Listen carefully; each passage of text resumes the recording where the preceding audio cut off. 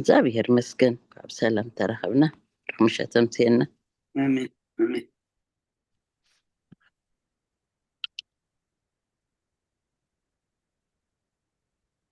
እሺ ጀሚራል አቦናይቲ አረ ስማ በወልዶ መንፈስ ቅዱስ አሐዱ አምላክ በቅድስት ሥላሴን ዘአምን ወትማጸን ከሄደከ ሰይጣን በቅድመ ዛትም የቅዱስ ቤተ ክርስቲያን ተይት ስም የማርያም ጽየል ለዓለም ወለዓለም ዓለም ናቅተ ከዚህን ሰባኸከ ንባርከከ ከዚህን ተአምነከ ንስእለከ ከዚህን አሰበቃከ ንገነከ ከዚህን ቅንልስምከ ቅዱስ ሰግለከ ዘለከ እሰግድ ኩሉ ብርክ ወለከ ይትቀነይ ኩሉ ልሳን አንተ ውእቱ አምላክ አማልክት ወእግዚአ ጋዝ ወንግሥተ ነገሥት አምላክ አንተ ለኩሉ ዘሥጋ ወለኩሉ ዘነፍስ ንጽዋከ ነነበከ መሐረነ ቅዱስ ወልድከ እንዘ ይብላ አንተ ምሰሰበት ጸልይ ከመ ዝበሉ ቅዱስ ቅዱስ ቅዱስ እግዚአብሔር አምላክና ዝነበርካ ዘለኻ ዘለዓለም ዓለም ድማ ትነብር ካብ ምስራቅ ክሳብ ምዕራብ ካብ ሰሜን ክሳብ ደቡብ ስምካ ንዘለዓለም ዓለም ተመስገነ ይኹን አምላክና ስኻ ፈቒድካልና እዛ መዓልቲ እዚኣ ሂብካና ሰላም ድማ ውዒልካና እጂ ድማ ናብዚ መንፈሳዊ ጉባኤ እዚ ክንሳተፍ ስለ ዝገበርካና ክብርን ምስጋና ንዓኻ ይኹን ንመሃሮ ኩሉ ድማ አምላክና ብመንፈስ ዕብዩ ናባኻ ዘጠምተና ግበረና ንዓለም ሰላም ንዛ ዘለና የሃገር ሰላም ንሃገርና ንህዝብና ንጎራብትና መንጎና ሰላም ሃበና ብሕማም ዘለው ፈውሰልና ብሓዘን ዘለው ፀናንዓልና ተጨኒቆም ዘለው ርህወሎም ጠምዮም ፀምዮም ዘለው ንሰዓልና ብስጋ ብነብሲ ተኣስሩ ትሓልና ፋሕ ዝበሉ ኣክበልና ብፀባን ዘለው ድማ መሰረፉ ጠረሎም በረኸት ኣዴና ቅድስት ድንግል ማርያም ክፈለና ብኢድ መላእክቲ ክሓልወና ናብ ሰማያት ትነብር ኣቦና ስምካ ይቀደስ መንግስትኻ ትምፃእ ፍቃድካ ምታ ኣብ ሰማይ ከምኡ ድማ ምድሪ ይኹን ንዕለት መግብና ለማሃበና ሕና ንዝበደሉና በደሎም ከም ዝሓደግናሎም ኣሳራድገላ ክፍኣድሕነና እምበረ ፈተና ይተእትወና መንግስትን ሓይልን ክብርን ንዘለዓለም ናትካ ኢማ ኣሜን። ኦዝት ማርያም ናይ ቅዱስ ገብርኤል መልአክ ሰላምታ ሰላም ለክልኹ ሕሊናኸ ደንገሊኺ ብስጋኹን ደንገሊኺ ኣደ እግዚኣብሔር ፀባዖት ጎይታ ሰራዊት ሰላም ለክልኹ ንስኺ ካብ ኣንስቲ ብርክቲ ኢኺ ፍረ ከርስኹም ብሩኽ እዩ ኦ ምልዕተ ጸጋ እግዚኣብሔር ምሳኺ እዩ ኦ ፍስሕቲ ደስ በልኪ ኃጢአትና ሰሪየልና ናፍቲ ወድኺ ኢየሱስ ክርስቶስ መንታና ምሕረት ለምንልና ኣሜን። ይፍትሐ ወይስረይ ጊዜና አምላክ ረመዳን ኢየሱስ ክርስቶስ ካኒ ገጋና ሰራይ ኃጢአት ደምሳሴ አበሳ ወልዱ ለብሩከ ሳቴ ብርሃን አንቱም አዊ ቀናት አዊ ዲያቆናት ጥሩን ሳድጉ ህፃናት በበስምክሙ ኩኑ ፍትሐኖን ፀሃነ ይረሰን ብሉዋን ሰማያት እዚዮ መሃረነ ክርስቶስ መልዓ 12 እዚዮ መሃረነ ክርስቶስ እዚዮ መሃረነ ክርስቶስ እዚዮ መሃረነ ክርስቶስ እዚዮ መሃረነ ክርስቶስ እዚዮ መሃረነ ክርስቶስ እዚዮ መሃረነ ክርስቶስ እዚዮ መሃረነ ክርስቶስ እዚዮ መሃረነ ክርስቶስ እዚዮ መሃረነ ክርስቶስ እዚዮ መሃረነ ክርስቶስ እዚዮ መሃረነ ክርስቶስ እዚዮ መሃረነ ክርስቶስ ከምኡ በእንተ እግዝእትነ ማርያም መሃረነ ክርስቶስ መልዓ 12 በእንተ እግዝእትነ ማርያም ክርስቶስ በእንተ እግዝእትነ ማርያም ክርስቶስ በእንተ እግዝእትነ ማርያም መሃረነ ክርስቶስ በእንተ እግዝእትነ ማርያም ክርስቶስ በእንተ እግዝእትነ ማርያም ክርስቶስ በእንተ እግዝእትነ ማርያም መሃረነ ክርስቶስ በእንተ እግዝእትነ ማርያም ክርስቶስ በእንተ እግዝእትነ ማርያም ክርስቶስ በእንተ እግዝእትነ ማርያም መሃረነ ክርስቶስ በእንተ እግዝእትነ ማርያም መሃረነ ክርስቶስ በእንተ እግዝእትነ ማርያም መሃረነ ክርስቶስ በእንተ እግዝእትነ ማርያም መሃረነ ክርስቶስ እዛ ሰዓት እዚኣ ምንባር ስጋ ጎይታና ኢየሱስ ክርስቶስ ኣብ መቃብርን መፈፀምታ ሰዓት መዓልትን እያ ከምኡውን ድቃስ ኣምሳል መስሎ ዝኾነ ከም መወዳእታ ግዜ ዕድመ ሰብ ትቁፀር ናይ ምስጋና ጸሎት ሰናይ ነገርን ዝገበረልና ይቅረ ባህሊ እግዚኣብሔር ኣቦን ጎይታና ኣምላኽናን መድሓኒትናን ኢየሱስ ክርስቶስ ንመስክነሎና ሰዊሩናን ረዲኡናን እዩ ሓሊውናን ኣቕሪብናን ተቐቢልናን ተማዕቕብናን ኣፅኒዕናን ክሳዕ እዛ ሰዓት እዚኣ እውን ኣብፅሒና እዩ ሕጂውን በዛ ቅዱስ ስዕለት እዚኣን ብኩሉ ዘመን ሂወትናን ብፍፁም ሰላም ክሕልወና ኩሉን ዝሕዝ እግዚኣብሔር ኣምላኽና ንልምኖ ኣለና ወጎይታና እግዚኣብሔር ኩሉ ትሕዝ ኣቦን ጎይታና ኣምላኽናን መድሓኒትናን ኢየሱስ ክርስቶስ ልዕሊ ኩሉ ግብርን ምእንቲ ኩሉ ግብርን ኣብ ውሽጢ ኩሉ ግብርን ነመስክነካ ስለ ዝሰወርካናን ዝረዳእኻናን ዝሓለኻናን ናባኻ እውን ስለ ዘቕረብካናን ተቐበልካናን ስለ ዘቆብካናን ዘፅናዕኻናን ክሳዕ እዛ ሰዓት እዚኣ እውን ስለ ዘብፅሓኻናን ነመስክነካ ኦ ጎይታ ይቅረ በለልና ኦ መፍቀሪ ሰብ ስለ ዝንልምነካ ኣለና ካብ ምሕረትካ ንደሊ ኣለና እዛ ቅዱስ ስዕለት እዚኣን ብኩሉ ነዛ ቅዱስ ስዕለት እዚኣን ብኩሉ ዘመን ሂወትናን ንዓኻ ብምፍራቅ ብፍፁም ሰላም ክንፍፅም ሃበና ኩሉ ቅንዓትን ኩሉ መከራን ሕቡኡን ጎርን ዝኾነ ኩሉ ግብሪ ሰይጣንን ምክሪ ክፉኣት ሰባትን ምልዓል ፀላን ኦ ጎይታ ካባይ ኣርሕቕ ካብ ኩሉ ህዝብኻ እውን ኣርሕቕ ካብ ዙርያ ዝቅዱስ ቦታ እውን ካብ ዘለናዮ ቦታ እውን ኣርሕቕ ዝጣዕምን ዝሓይሽን ኣዘልና ተመንን ዕንቅርቢትን ኩሉ ሓይሊ ፀላእን ክረግፅ ስልጣን ዝሃብካና ንስኻ ከሞ ካብ ኩሉ ክፉእ ኣድሕነና ባላሃና እምበርና ፈተና ይተእትወና መንግስትን ሓይልን ክብርን ንዘለኣለም ናትካ ኢማ ኣሜን። ናይ ንስሓ መዝሙር 51 ወአምላክ ከምሳለኻ መሓረኒ ከም ጣዕምቲ ምርራኻ ኣበሳይ ደምስስ ካብ ኣበሳይ ፀቢቅ ክሕፀበኒ ካብ ሓጢኣተይ እውን ኣፅርየኒ ኣነ ኣበሳይ ይፈልጥ ኣለኹ እሞ ሓጢኣተይ ኩሉ ግዜ ብቅድመ እዩ ብዘረባኻ ጻድቕ ፍርድኻ ንጹህን ትርከብ ሰኣነ ንዓኻ ጥራይ በደልኩ ኣብ ቅድሜኻ እከይ ገበርኩ እንሆ ብኣበሳ ተወለድኩ ናይ ከኣብ ሓጢኣት ጠነሰተኒ እንሆ ንሓቂ ውሽጢኻ ትደልዮ ኣብ ሕቡእ እውን ጥበብ መሓረኒ ምእንቲ ክፀርስ ብስምዒት ዛጥርየኒ ካብ በረድ ክፅዕድዑ ፀበኒ ተንዝቐጥቀጥካ የናፅም ተሐጎሳስ ባህታን ሓጎስን ኣስማዓኒ ገጽካ ኣብ ሓጢኣተይ ከውሎ ብዘላ ኣበሳይ እውን ደምስሶ ወኣምላኽ ፅሩይ ልቢ ፍጠረለይ ጽኑዕ መንፈስ ከዓ ውሽጢ ይሓድስ ካብ ገጽካ ይደርብየኒ ቅዱስ መንፈስካ ይተግድፈኒ ሓጎስ ምድሓንካ ምለሰለይ ብፈቃደኛ መንፈስ እውን ደግፈኒ መገድኻ ንመፍረስ ክምሮም እየ ሓጥኣን ናባኻ ክምለሱ እዮም ወኣምላኽ ኣምላኽ ምድሓነይ ካብ ዕዳደም ኣናግፈኒ ልሳነይ ንፅድካ እልል ክትብለሉ እያ ጎይታዬ ኣፈይ ምስጋና ክነግር ከናፍረይ ክፈት መስዋዕቲ ባየብለካኒ ተዘይኮነስ ምቕረብ ኮልካ ነረ ንመስዋዕቲ ምራራይ ትብጎኒ ኢኻ እሞ መስዋዕቲ ኣምላኽ ስውር መንፈስ እዩ ወኣምላኽ ንስውርን ቁጥቁጥን ልባይቱ ንቆኒኻ ንፅዮም ፀግኻ ሰናይ ግበረላ ብካትያት ኢየሩሳሌም እንደቕ ሽሞሳ ፅድቂ ዝሓር መስዋዕቲ ብምሉእ መስዋዕቲ ባህ ክብለካ እዩ ሽውዓ መሰዊኢኻ ኣራሑ ከቕርብልካ እዮም ሃሌሉያ ጸሎት ግዜ ድቃስ ክርስቶስ ንጉሰይን ኣምላኸይን ምስጋና ቅርበሉ ሓጢኣተይ ክሓድገለይ ከዓ እልምኖ አሜን። አቡነ አቤ መልአከ ሰላም መዝሙር ዳዊት መበል 130 አዴና ኤልሳቤጥ መዝሙር ዳዊት መበል 131 አቡነ አቤ መርጌታ መዝሙር ዳዊት መበል 132 ማማ ብረይ መዝሙር ዳዊት መበል 133 አነ መዝሙር ዳዊት መበል 134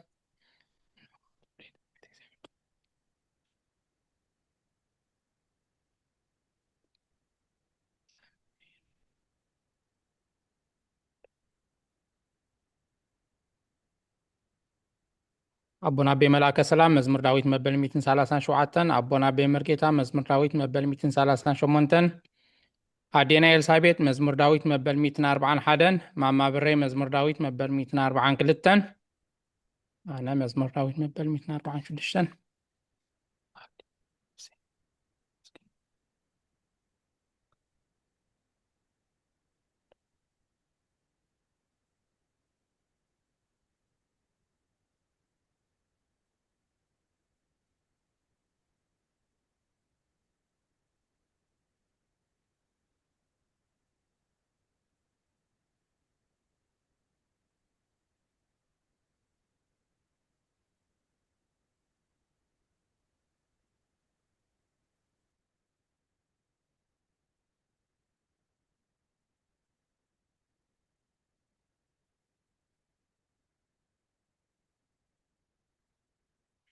አቡነ አቤ መርጌታ መዝሙር ዳዊት መበል 147 ማማ ብረይ መዝሙር ዳዊት መበል 148 ዓዊል ክንጽሊ ኢልና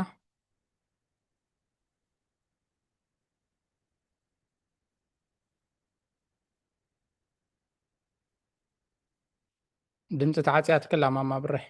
ከብታይ ወዲ ማዕረግ እሺ መበል መዝሙር ዳዊት መበል 148 ሃሌሉያ ለእግዚአብሔር ካብ ሰማያት ተመስግንዎ ኣብ ኣርያም ኣመስግንዎ ኩልኩም መላእኽቲ ኣመስግንዎ ብዘለኹም ሰራዊት ኣመስግንዎ ኣቱም ፀሓይን ወርሕን ኣመስግንኦ ኣቱም ብርሃት ከዋኽብቲ ኣመስግንዎ ኣቱም ናይ ሰማያት ኣብ ልዕሊ ሰማያት ዘለኹም ማያት ኣመስግንዎ ንሱ ኣዚዙ ተፈጢሮም እዮም እሞ ንስም እግዚኣብሔር የመስግዎ ንዘለዓለም ዓለም ኣቆሞም ዘይሓልፍ ሕጊ ከዓ ሃቦም ንእግዚኣብሔር ካብ ምድሪ ኣመስግንዎ ኣቱም ገበላት ባሕርን መዓምኦም ኩልኩም ኣቱም ሓውን በረድን ኣሰሓይታን ግመ ቃሉ እተስልጥ ህቦብላን ኣቱም ኣኽራንን ኮረቢትን ኩልኩም ፈረይተ ኣዋም ፅሕድታን ኩልኩም ኣራዊትን ኩልኩም እንስሳ ለመም እትብሉ ነፈርቲ ኣዕዋፍ ነገስታት ምድርን ኩላትኩም ኣህዛብን መሳፍንትን ኩልኻትኩም ፈረድቲ ምድርን ኣግባዝን ጎራዝትን ዓበይቲ ምስ ንኣሽቱ ስሙ በይኑ ልዑል እዩ ግርማው ኣብ ልዕሊ ሰማይ ምድርን እዩ እሞ ንስም እግዚኣብሔር ኣመስግንዎ ንህዝቡ እውን ቀርና ኣልዓለ ስለዚ ኩሎም ቅዱሳን ደቂ እስራኤል እቲ ዘቕረቡ ሕጊ የመስግኑ ኣለዉ። ሃሌሉያ ሃሌሉያ አሜን ሃሌሉያ። ቅዱስ እግዚአብሔር ቅዱስ ኃያል ቅዱስ ሕያው ዘይመውት ወንጌል ሉቃስ ምዕራፍ 2 ካብ ቁጥሪ 25 ክሳብ 32 እንሆ ድማ ብኢየሩሳሌም ስምዖን ዝበሃል ሰብኣይ ነበረ። እዚ ሰብኣይ ዝጻድቕ ንኣምላኽ ዝፈርሕ ንጽና እስራኤል ንጽበ ነበረ። መንፈስ ቅዱስ ድማ ነበሮ። ነቲ መሲሕ እግዚአብሔር ከይረኣየ ሞት ከም ዘይርኢ ድማ ብመንፈስ ቅዱስ ተገሊጹሉ ነበረ። ብመንፈስ ከዓ ናብ ቤተ መቅደስ መፀ። ወለዱ ነቲ ኢየሱስ ህፃን ከም ስርዓት ክገብርሉ ምስ ኣተው ስመን ድማ ኣብ ኢዱ ሓቁፎ ንኣምላኽ እውን ከምዚ እናበለ ባረኾ። ወጎይታይ ነቲ ንኣሕዛብ ምግላፅ ብርሃን ንህዝብኻ እስራኤል እውን ክብረት ክኸውን ኣብ ቅድሚ ህሉ ዘዳለኻዮ ኣንተይ ንዓኻ እንድሓንካ ካብ ራእያስ ሕጂ ከም ተዘረባኻ ንባርያኻ ብሰላም ተፋንዎ ኢኻ በለ። ምስጋና ንእግዚአብሔር ኣምላኽ ይኹን ኣሜን። ኦ ክርስቶስ ኣምላኽና ብሰራ ኣባኻን መንፈስ ቅዱስን ሎምን ኩሉ ሰዓን ንሰግደል ካሎና ኣሜን አሜን። ኣዴና ኤልሳቤጥ እንሆ ኣብ ቅድሚ ትቕኑዕ ፍራድ ክቐውም ተዳልየ ኣለኹ። ክልተ ኩለታት ጸሎት እንሆ ኣብ ቅድሚ እቲ ቁኑዕ ፈራዲ ክቐውም ተዳልየ ኣለኹ። እቲ ኣብ ምግጋይ ዝሓለፈ ዕድመይ ንኹነኔን ንፍርድን ብቑዕ ስለ ዝኾነ ብብዙሕ ኃጢአተይ ርዕድን እንቅጥቃጥን ኣለኹ። ግን ከነፍሰየ ገና ኣብ መሬት ትነብሪ ካብ ሃለኹሲ ተነስሒ። ምክንያቱ መሬት ኣብ መቃብር ኣይውድሶን እዩ። ኣብ ሞት ከዓ ዝዝክሮ የልቦን፣ ኣብ ገሃነም እውን ዘመስግኖ የልቦን። እሞ ካብ ድቃስተኪ ተንስእኪ ናብ መድህንኪ ብንስሓ ኦ ኣምላኸይ መሓረንን ኣድሕነንን እናበልኪ ተማሕፀኒ። ስብሐት ለአብ ወወልድ ወመንፈስ ቅዱስ ኣሐዱ ኣምላኽ ኣሜን አሜን። መዋል ሰብ ዘይውዳእ እዚ ዓለም እዚ ከዓ ንዘለዓለም ዝነብር እንተዝኸውንሲ ነፍሰይ ንፁር ዝኾነ ምክንያት መሃለወኪ ነይሩ። ግናኸ እቲ ፅኢፍ ዝኾነ ተግባራት ክን እቲ ሕማቕ እከይክን ኣብ ቅድሚ ተሓቀንያ ምዝቕላዕ ኣብ ዓራት ሓጢኣት ተሰቲሕኪ ኣብ ሸለልተኛን ከዳዓን ስጋ ከለኺ እንታይ እዩ ትህብዮ መልሲ? ኦ ክርስቶስ ኣምላኸይ በቲ ኣዝዩ ዘፍርሕ ፍርድኻ ስንብድ ነቲ ዘላለማዊ ፍርድኻ እንብርከኽ በቲ መለኮታዊ ነፀብረቃዊ ብርሃንካ እንቀጥቅጥ ኣለኹ። ኣነ ሕሱም ድኑስ ኣብ ዓራተይ ደቂሰ ዘለኹ ኣብ ሂወተይ እውን ዘይጉድስ ዝኾንኩ ናይቲ ተቐባል ቀረፅ ኣብነት ብምውሳድ ኣፍ ልበይ እናወቃዕኩ ኦ ኣምላኽ ኣነ ገበንኛዮ እሞ ይቕረበለለይ እብል ኣለኹ። ኢዜኒ ወዘልፈኒ ወለዓለመ ዓለም ኣሜን። ኣዴና መምህር ሳራ ኦ ንጽሕቲ ድንግል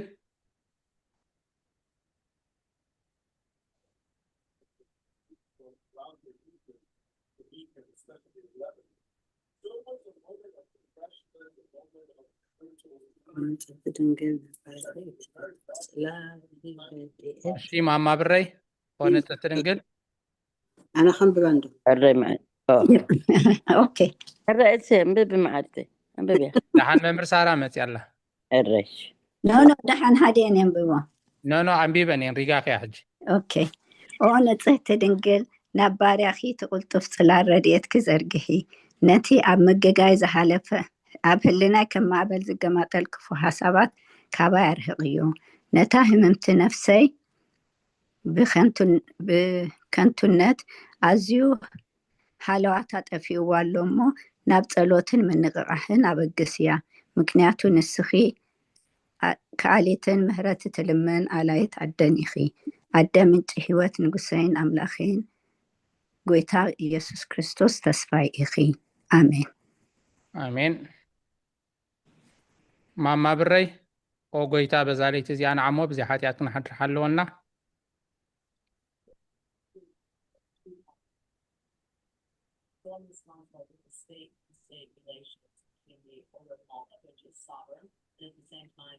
ማማ ብረይ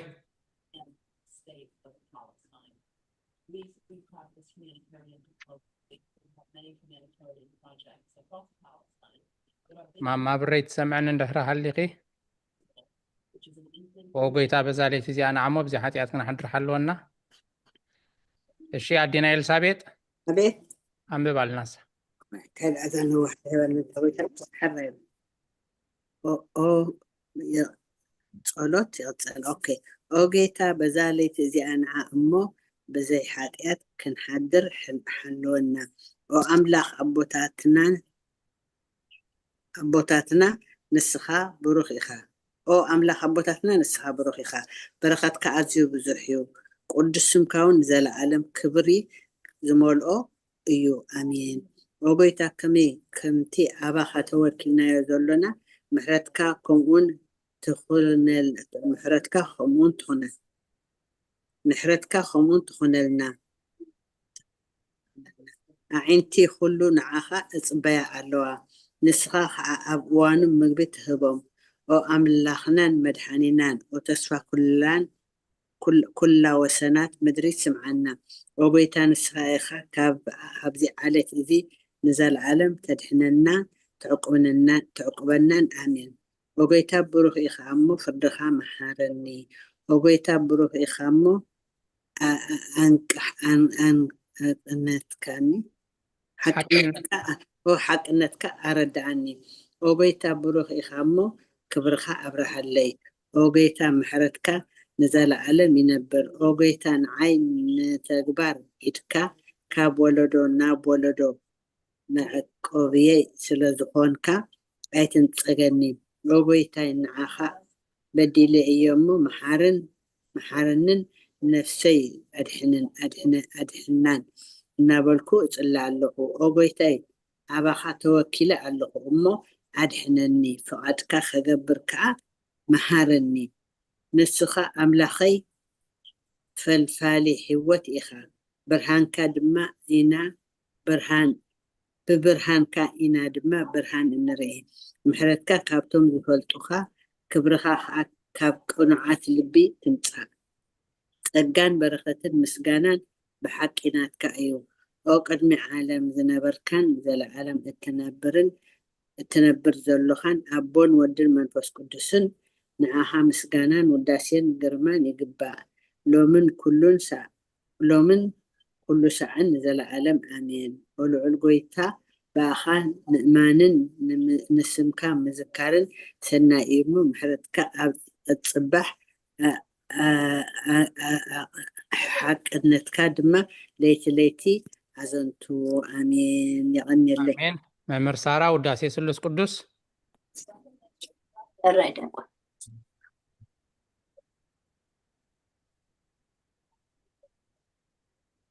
ቅዱስ እግዚአብሔር ቅዱስ ኃያል ቅዱስ ሕያው ዘይመውት ካብ ቅድስት ድንግል ማርያም ዝተወልደ መሃረና ቅዱስ እግዚአብሔር ቅዱስ ኃያል ቅዱስ ሕያው ዘይመውት ኣብ ሳልሳይ መዓልቲ ኣብ ዮርዳኖስ ተጠምቀ ኣብ ልዕሊ ዕፀ መስቀል ምእንታና ዝተሰቕለ መሃረና ቅዱስ እግዚአብሔር ቅዱስ ኃያል ቅዱስ ሕያው ዘይመውት ኣብ ሳልሳይ መዓልቲ ካብ ሞታት ዝተንስአ بمسكننا نبأ سماع زعرق أبي ما نبوس تغمد أب حيوان متان كفرد بخبرك كم بحدش كما تسيو وقويتا مهارنا مسكانا وي نبلن كيركي اوكي مسكانا نعبون ولدن منفس قدس له من كل ساعة نزل عالم آمين آمين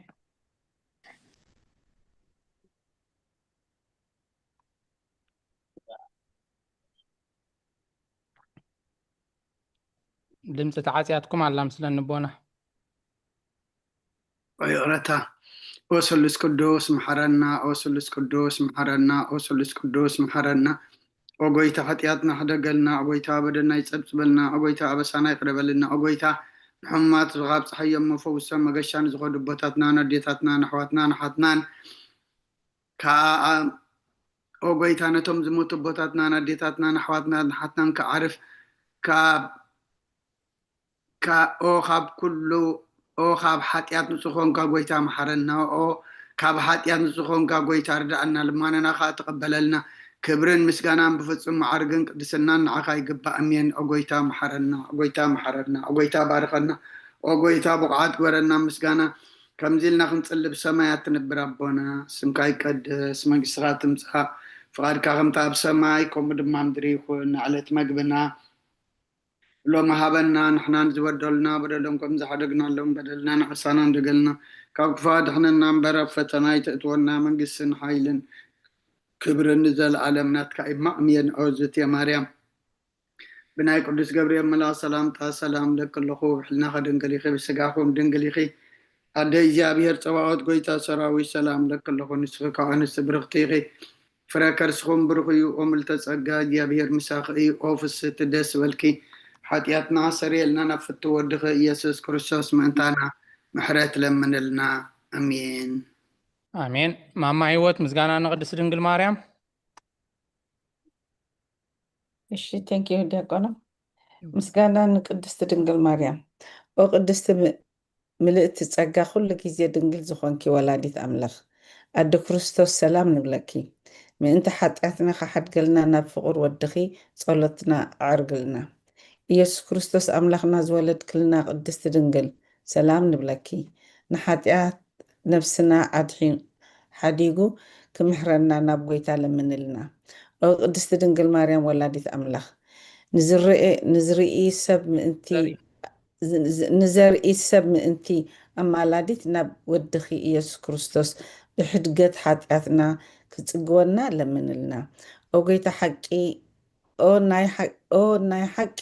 ንግስቲ ድንግል ሰላም ንብለኪ ኦ ንኣማንኤል ኣምላኽና ዝወለድክልና ኩርዓት ዘርእና ሰላምታ ነቕርበልኪ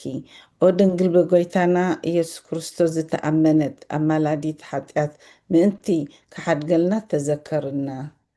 ኣሜን አዴ ማማ ብረይ መተው ጸሎት ሃይማኖት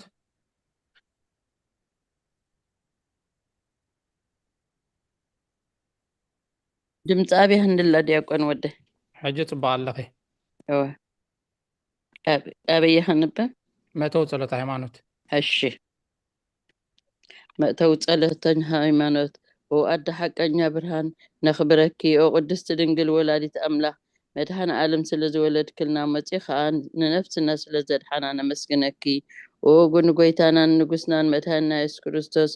ክብሪ ንዓኻ ይኹን ንስኻ ንሃዋርያት መጎሶም ንሰማዕታት ኣኽሊሎም ንጻድቃን ዕልልቶኦም ንቤተ ክርስቲያን ጽንዓት ንሓጣን ሕድገት ብሓደ ዝመለኮቱ ስሉስ ቅዱስ ነበስር ንሰግደሉን ነመስግኖን ኦ ጎይታ መሓረና ኦ ጎይታ መሓረና ኦ ጎይታ ባርኸና ኣሜን አሜን።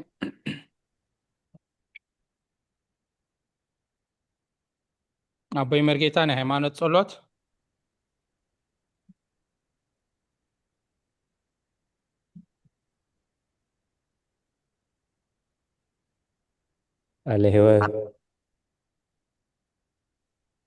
ቃለ ሕይወት ይስማዓልና ናይ ሃይማኖት ጸሎት ኩሉ ብዝሓዘ ሰማይን ምድርን ዝረአን ዘይረአን ብዝፈጠረ ብሓደ እግዚኣብሔር ኣብ ንኣምን ብሓደ ጎይታ ብኢየሱስ ክርስቶስ ዓለም ከይተፈጥረ ምስ እህሉ ብዝኾነ ወልደ ኣብ ዋህድ እውን ንኣምን ካብ ብርሃን ዝተረኽበ ብርሃን ካብ ሓቀኛ ኣምላኽ ዝተረኽበ ኣምላኽ ዝተወልደ እምበር ፍጡር ዘይኮነ ብመለኮቱ ምስ ኣብ ማዕረ ዝኾነ ኩሉ ብኡ ዝተፈጥረ ብዘይክኡ ግና ኣብዚ ምድሪ ዘሎ ይኹን ወይስ ኣብ ሰማይ ዘሎ ምንም ዝተፈጥረ የልቦን ምእንታና ምእንቲ ሰብ ምእንቲ ድሕነትና ካብ ሰማያት ዝወረደ ብመንፈስ ቅዱስ ካብ ቅድስት ድንግል ማርያም ስጋ ለበሰ ሰብ ኮነ ሰብ ኮይኑ ድማ ብዘበን ጴንጤናዊ ጲላጦስ ምእንታና ተሰቕለ ሓመመ መከራ መስቀል ተቐበለ ሞተ ተቐብረ ኣብ ቅዱሳት መጻሕፍቲ ከም ዝተጻሕፈ ኣብ መበል ሳልሳይ መዓልቲ ካብ ሙታን ተፈልዩ ተንስአ ብክብሪ ናብ ሰማያት ዓረገ ኣብ የማን ኣቦኡ ተቐመጠ ከም ብሓድሽ ንህያዋንን ንሙታንን ክፈርድ ብክብሪ ክመጽእ እዩ ንመንግስቱ እውን መወዳእታ የብሉን ጎይታን መሕወይን ብዝኾነ ካብ ኣብ ዝሰረጸ መንፈስ ቅዱስ እውን ንኣምን ምስ ኣብን ወልድን ንሰግደሉን ነመስግኖን ብነቢያት ዝተዛረበ እዩ ልዕሊ ኩሉ ናይ ሃዋርያት ጉባኤ ብዝኾነት ብሓንቲ ቅድስት ቤተ ክርስቲያን ንኣምን ንሕድገት ሓጢኣት ብሓንቲ ጥምቀት ንኣምን ትንሣኤ ሙታንን ንዘለዓለም ዓለም ዝመጽን ህይወት ተስፋ ንገብር ኣሜን አሜን። ኦ ጎይታ ጸሎትና ሰሚዕካ ሓጢኣትና ሓደገን ክሪያላይሶን ክሪያላይሶን ክሪያላይሶን ትሪያላይሶን ትሪያላይሶን ትሪያላይሶን ክሪያላይሶን ክሪያላይሶን ክሪያላይሶን ትሪያላይሶን ትሪያላይሶን ትሪያላይሶን ክሪያላይሶን ክሪያላይሶን ክሪያላይሶን ትሪያላይሶን ትሪያላይሶን ትሪያላይሶን ክሪያላይሶን ክሪያላይሶን ክሪያላይሶን ትራላይሶን ትራላይሶን ትራላይሶን ክሪያላይሶን ክሪያላይሶን ክሪያላይሶን ትራላይሶን ትራላይሶን ትራላይሶን ክሪያላይሶን ክሪያላይሶን ክሪያላይሶን ትራላይሶን ትራላይሶን ትራላይሶን ክሪያላይሶን ክሪያላይሶን ክሪያላይሶን ትራላይሶን ትራላይሶን ትራላይሶን ክሪያላይሶን ክሪያላይሶን ክሪያላይሶን ትራላይሶን ትራላይሶን ትራላይሶን ክሪያላይሶን ክሪያላይሶን ክሪያላይሶን ትራላይሶን ትራላይሶን ትራላይሶን ክሪያላይሶን ክሪያላይሶን ክሪያላይሶን ትራላይሶን ትራላይሶን ትራላይሶን ክሪያላይሶን ክሪያላይሶን ክሪያላይሶን ትራላይሶን ትራላይሶን ትራላይሶን ክሪያላይሶን ክሪያላይሶን ክሪያላይሶን ትራላይሶን ትራላይሶን ትራላይሶን ክሪያላይሶን ክሪያላይሶን ክሪያላይሶን ትራላይሶን ትራላይሶን ትራላይሶን ክሪያላይሶን ክሪያላይሶን ትራላይሶን ትራላይሶን አዴና ኤልሳቤጥ ቅዱስ ቅዱስ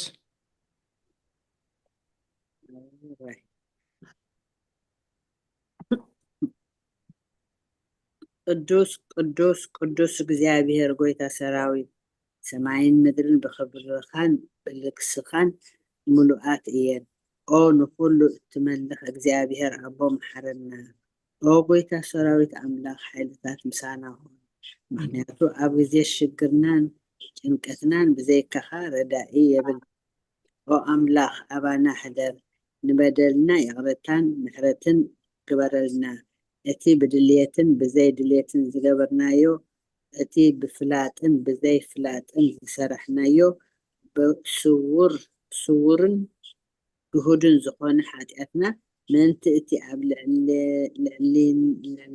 ልዕሊና ዝስምዕ ቅዱስ ስምካ ኢልካ ኦጎይታ ይቕረበለና። ኦጎይታ ከም ምሕረትካ ዳ እምበር ከም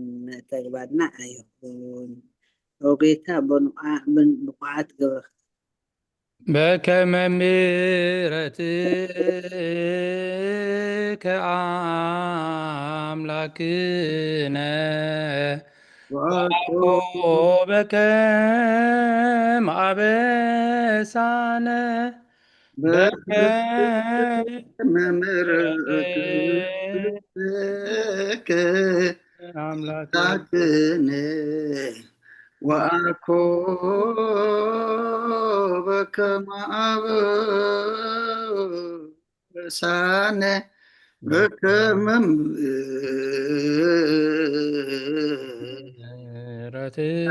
ምሕረትከ አምላክነ ወአኮ በከመ አበሳነ። ኦ ጎይታ ብቑዓት ግበረልና ምስጋና ከምዚ ኢልና ክንፅልብ ሰማያት ትነብር ኣቦና ስምካ ይቅደስ መንግስትካ ትምፃእ ፍቃድካ ከምቲ ኣብ ሰማይ ከምኡ ድማ ምድሪ ይኹን ዕለት መግብና ለማሃበና ንሕና ንዝበደሉና በደሎም ከም ዝሓደግና ኣለዎም በደልና ንሕሳና ድገልና ካብ ክፉ ኣድሕነና እምበር ኣብ ፈተና ኣይተእትወና መንግስትን ሓይልን ክብርን ንዘለኣለም ናትካ ኢማ ኣሜን። ኦ ዝቴ ማርያም ብናይ ቅዱስ ገብርኤል መልኣክ ሰላምታ ሰላም ለክሎ ሕሊና ከደንገል ኢኺ ብስጋ ኹን ድንግል ኢኺ ኣደይ እግዚኣብሔር ፀባዖት ጎይታ ሰራዊት ሰላም ለክሎ ንስኺ ካብ ኣንስቲ ብርክቲ ኢኺ ፍረ ከርስኹም ብርኽ እዩ። ኦ ምልዕተ ጸጋ እግዚኣብሔር ምሳኺ እዩ። ኦ ፍስቲ ደስ ይበልኪ ኃጢአትና ሰሪየልና ነፍቲ ወድኺ ኢየሱስ ክርስቶስ መንታና ምሕረት ለምንልና ኣሜን። ናይ ንስሓ ጸሎት ኦ ጎይታ ኣብዛ መዓልቲ እዚኣ ኣብ ቅድሚኻ ብተግባርኩም ብቃል ብሓሳብኩም ብክልዋሳትና ዝሓጣናዮ ንስኻ ርሕሩሕን መፍቀር ሰብን ስለ ዝኾንካ ምእንቲ ትቅዱስን ካልካ ተዓረቐና ንሕደገልናን ወኣምላኽ ሰላም ክንሓድር ሰላማዊት ለይታ ሃበና ኣብዛ ናይ ድቃስ ግዜና ካብ ኩሉ ጭንቀትና ፀግበረና ካብ ኩሉ ክፍኣትን ካብ ኩሉ ፈተና ፀላእን ክሕልወና ከዓ ናይ ሰላም መልኣካ ለኣኸልና ብፀጋን ብርህራይን መፍቀር ሰብ ዝኾነ ሓደ ወድኻ ጎይታናን ኣምላኽናን መድሓናን ኢየሱስ ክርስቶስ እቲ ብኡን ምስኡን ክብርን ውዳሴን ግርማን ዘሎካ ማዕሪኻ ምስ ዝኾነ ህወት መንፈስ ቅዱስን ምስጋና ይግባእካ ሕጅን ንዘለኣለም ዓለምን ኣሜን። ድሕሪ ነፍሲ ወከፍ ሰዓት ዝፅለ ጸሎት ኦ ጎይታ መሓረና ምሕረትካ እውን ኣብዝሓልና ኦ ኣብ ነፍሲ ወከፍ ሰዓትን ግዜን ኣብ ሰማይን ኣብ ምድርን ብክብረት ዝገደልካ ክርስቶስ ምን ኣምላኽና በዓል ነዊሕ ትዕግስትን ብዙሕ ምሕረትን ብሰናያት ተመላእኻ ርሕሩሕን نتمانا زقدم يوم حتى تنياتات تمحر حتى بالنسحات تمليس بهوت كنبر مبرمات زي الدلي من تصبيهم دلو تسفى سمايات كرخبو كلهم نابد حنا تتقدم وقوي تابزا سعديان أو كل ساعات لما نتقبل هوتنا كان علنا تزازات كان قبر مرحنا منفسنا قدس سقانا حساباتنا ننصه تمنيتنا ونسمر حمامنا فوس حاتياتنا حدا قلنا كاب كل خفو حازن سكيات برد عنا بهلونا ممكن عقب قدسان ملاك تحلونا ناب وهدت امنت كان من رحمتي ناب زي مرمر زي وسن فلتت كان بس عدلنا نسخان زي العالم بروخي امين وقويتا بقعات قورنا مسكانا كم زلنا نصلي بسمايات تنبر ربنا سمك يقدس من قصات مسا فقال كام تاب سمايكم دما مدريكون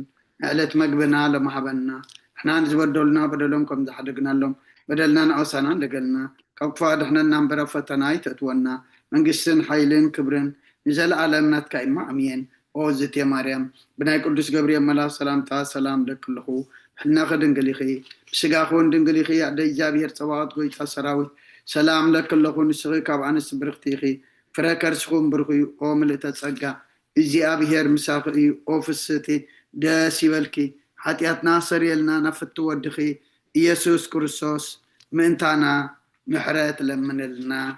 امين امين سلازنبرنا ناي ጸሎት ጊዜ ንኣምላኽና ስብሓት ይኹኖ ንሎሚ ድማ ከም ፍቓድ እግዚኣብሔር ሰሉስ ዕለት 23 ታሕሳስ 2015 ብግእዝ ድማ 14 ታሕሳስ 2018 ከምቲ ኩሉ ግዜ ኣብ ነፍሲ ወከፍ ሰሉስ ብቤተ ክርስቲያንና ዝወሃበና ትምህርቲ ናይ ሃይማኖት ኣበው ንሎሚ ድማ ከም መቐፀልታናቱ ሃይማኖት ኣበው ናይ ቅዱስ ቄርሎስ ምዕራፍ 7 ክፍል 2 ካብ ቁጥሪ 11 ጀሚርና ክነንብብ ኢና እግዚኣብሔር ኣብ ማእከልና ተረኺቡ ይምርሓናን ይምሃረናን እሺ ኣብ ቁጥሪ 16 ዘለዋ ንባባትና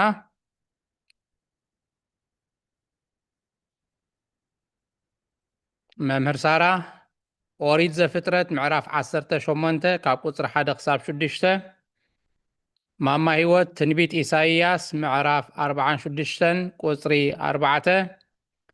ሓውና ዲያቆን ሳሙኤል ወንጌል ዮሐንስ ምዕራፍ 1 ካብ ቁጥሪ 1 ክሳብ 4 ንባብ ቁጥሪ 11 ክሳብ 16 ቅዱስ ቄርሎስ ኣብቲ ኣርማስ ኢሉ ዝሰመዮ መጽሓፉ ዝተዛረቦ ትምህርቲ ቅድስት እምነት ንሓደስተ ኣመንቲ ቅድሚ ምጥማቖም ዝወሃብ ትምህርቲ እዩ ንሓደስተ ኣመንቲ ቅድሚ ምጥማቖም ዝወሃብ ትምህርቲ እዩ ናብ ፍጻሜ ትምህርቲ እንተዘይበፂሖም ንኡስ ክርስቲያን ጥራይ እዮም ስለዚ ብኩሉ መደብ ናይታ ቅንዕቲ እምነት ትምህርቲ ናይ ስሉስ ቅዱስ ማዕርነት ይምሃርዎምን ይገስጽዎምን እዚ እውን ሓደ መለኮት ሓደ ህላዌን ሓደ ሓይልን ሓደ ልዕልናን ሓደ ምስጋናን ሓደ ክብርን ካብ ቅድም ሓደ ቅድምና ብሰለስተ ኣካላት ፍጹማን ብዘይ ስጋ ሰለስተ ገጽ ዘይፍጡራን ዘይሰዓሩ ዘይልወጡ ጥንትነት ዘይብሎም ንዘመን ከዓ ፍጻሜ ዘይብሎም እዮም ማዕረ ዝኾኑ ስሉስ ቅዱስ ናይ ኣብን ወልድን መንፈስ ቅዱስን እምነት ሓደ መለኮት እዚ እዩ ከምቲ እታ ናይ ሃዋርያት ጉባኤ ዝኾነት ናይ ቅድስቲ ቤተ ክርስቲያን ቅዱሳት መጽሓፍቲ ከም ዝበላኦ ኣብ ካብ ቀደሙ ቀዳማዊ እዩ ብገጹን ብኣካሉን ድማ ፍጹም ዘይምርመር እዩ ወልድ እውን ናይ ሃዋርያት ጉባኤ ዝኾነት ናይ ቅድስቲ ቤተ ክርስቲያን ቅዱሳት መጽሓፍቲ ከም ዝበላኦ ካብ ቀደሙ ቀዳማዊ እዩ ብገጹ ብኣካሉ ድማ ፍጹም ዘይምርመር እዩ መንፈስ ቅዱስ እውን ናይ ሃዋርያት ጉባኤ ዝኾነት ናይ ቅድስቲ ቤተ ክርስቲያን ቅዱሳት መጽሓፍቲ ከም ዝበላኦ ካብ ቀደሙ ቀዳማዊ እዩ ብገጹ ብኣካሉ ድማ ፍጹም ዘይምርመር እዩ ዘፍጥረት 18 ካብ 1 ክሳብ 6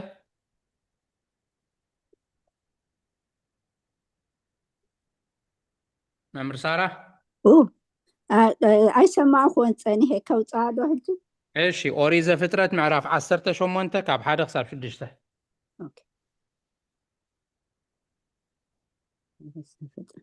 ምዕራፍ 8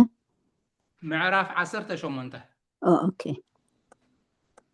18 ካብ ኣብ ሓደ ክሳብ 6 ኦኬ ንሱ ብዳሕሪ መዓልቲ ኣብ ኣፍ ደገ እቲ ድንኳን ተቐሚጡ ከሎ ድማ እግዚኣብሔር ኣብ ጽዋታት መምሬ ተገልጸሉ ኣኢንቱ ከዓ ቋሕ ኣበለ እንሆ ድማ 3 ሰብኣይ ኣብ ቅድሚኡ ደው ኢሎም ረኣየ ምስ ረኣዮም ድማ ካብ ኣፍ ደገ እቲ ድንኳን ክቕበሎም ጎየየ ናብ ምድሪ ከዓ ሰገደ በለ ድማ ጎይታይ ኣብ ቅድሜኻ ሞገስ እንተ ደኣ ረኺበስ በጃኻ ንባርያኻ ኣይትሕለፈኒ ኣእጋርኩም ክትሕፀቡ ሂደት ማይ ኮታ ይምፃልኩም ኣብ ትሕቲ እዛ ኦም ድማ እረፉ ብባርያኹም ኣቢልኩም ካብ እትሓልፉስ ልብኩም ክትድግፎ ቁራስ እንጌራ ከምፃዓልኩም ክትድግፉ ድሕርቲ ተሓልፉ በሎ ከምቲ ዝበልካዮ ከምኡ ግበር ድማ በልዎ ኣብርሃም ቀልጢፉ ናብ ሳራ ናብ ድንኳን ኣትዩ ቀልጢፍኪ 3 መስፈር ድኹም ሓርጭ ኣቆምጥኪ ቀጫጩ ሰንክቲ በለ ኣሜን ማማ ህይወት ኢሳያስ 46:4 እሺ ክሳዕ እርጋናኹም ኣነኤ ክሳዕ ትሺቡ ድማ ክፀረኩም ኣነ ገበርኩ ኣነ እውን ክድግፍ እየ ክፀውርን ከድሕንን እየ ኣሜን ኣቡና ዲያቆን ሳሙኤል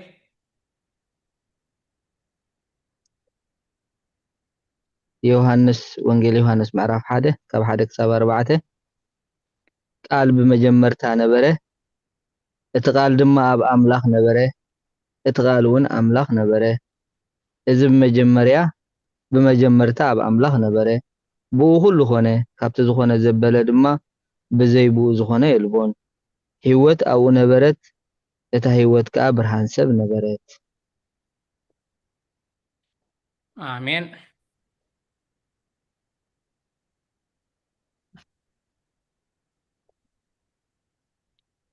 ቀፂልና ኣብ ቁጥሪ 19 ዘለዋ ንባባትና ማማ ብረይ መዝሙር ዳዊት መበል 85 ካብ ቁጥሪ 1 ክሳብ 4 መዝሙር 85 ካብ 1 ክሳብ 4 ኣዴና ኤልሳቤጥ ወንጌል ሉቃስ ኣብ ሓድሽ ኪዳን ናይ መጀመርታ መጽሓፍና ናይ ሓድሽ ኪዳን ወንጌል ማቴዎስ እዩ ማቴዎስ ብድሕሪኡ ማርቆስ ብድሕሪኡ ሉቃስ ምዕራፍ 1 እታ ቀዳመይቲ ምዕራፍ ካብ 68 ክሳብ 79 ሓፍትና እልልታ መልእክቲ ጳውሎስ ናብ ሰብ ሮሜ ምዕራፍ 5 ካብ 10 ክሳብ 19 ንባብ ቁፅሪ 17 ክሳብ 19 ኣስዒቡ ድማ ወልድ ቃል ኣምላኽ እሞ ንሱውን ካብ መለኮት ኣብ ዝኾነ ፍጡር ዘይኮነ ካብቶም 3 ኣካላት ሓደ እዩ ብመለኮቱ ምስ ኣብ ማዕረ ዝኾነ ብመለኮታዊ ልደት ካብ ኣብ ዝተወልደ ካብ ቀደሙ ፍጹም ንእግዚኣብሔር ኣብ ኣርኣያ ገጹን ኣምሳል ኣካሉን ዘይምርመር ብርሃን ክብሩን ምዃኑ ከኣምኑን ክእመኑን ይምሃርዎም ንሱ በይኑ ቃል ኣምላኽ እዩ ብገጹን ብኣካሉን ወዲ ኣብ እዩ ብፍቓድ ኣቦን መንፈስ ቅዱስን ንዓና በጃ ክኸውን ተዋህበና ንሱ ብዘይ ስጋ እግዚአብሔር ቃል እዩ ፍጡር ኣይኮነን ዘይልወጥ እዩ ንዓና ንደቂ ሰብ ብዘይ ምርመር ብኣርኣያኡን ብኣምሳሉን ዝፈጠረና እዩ ምእንቲ ምድሓና ከዓ ካብ ሕቑፍ ኣቦኡ ካብ ሰማያት ወረደ ከመይ በታ ካብ ህላዌኣ ብፍቓድና ዝወፀት ንሳውን እታ ናይ መጀመርታ ሓጢኣት ኣዝያ ከዓ ኣባና ዝፀንዐት ዓባይ ሓጢኣት ንሕና ጠፊእና ነበርና ብድሕሪዚ ካብ ኣብ ዝኾነ ኣምላኽ ቃል ንጥፍኣትና ይቕረ በለ ካብ ሰማያት ወረደ ብዘይ ዘርኢ ሰብኣይ ከዓ ኣብ ማህፀን ቅድስት ድንግል ሓደረ።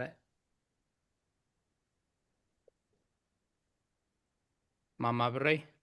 መዝሙር 85 ሓደ መዝሙር ዳዊት 85 ካብ 1 እስካብ 4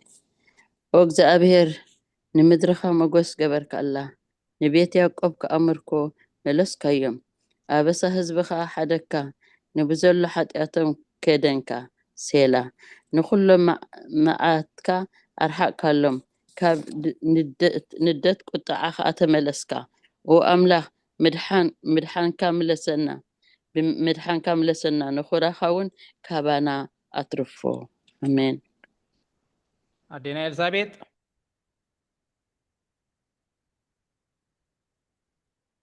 ኣዴና ኤልሳቤጥ ወንጌል ሉቃስ ምዕራፍ 1 ካብ 68 ክሳብ 79 እታ 68 እንዴት ኢና እያ 58 ምዕራፍ 1 ረኺብክና ዶ? እዋ ረኺበያ ኣብዚ ኣለዋ ንታሕቲ ገጽ ክንወረዳ እስኪ እናሃሉ 58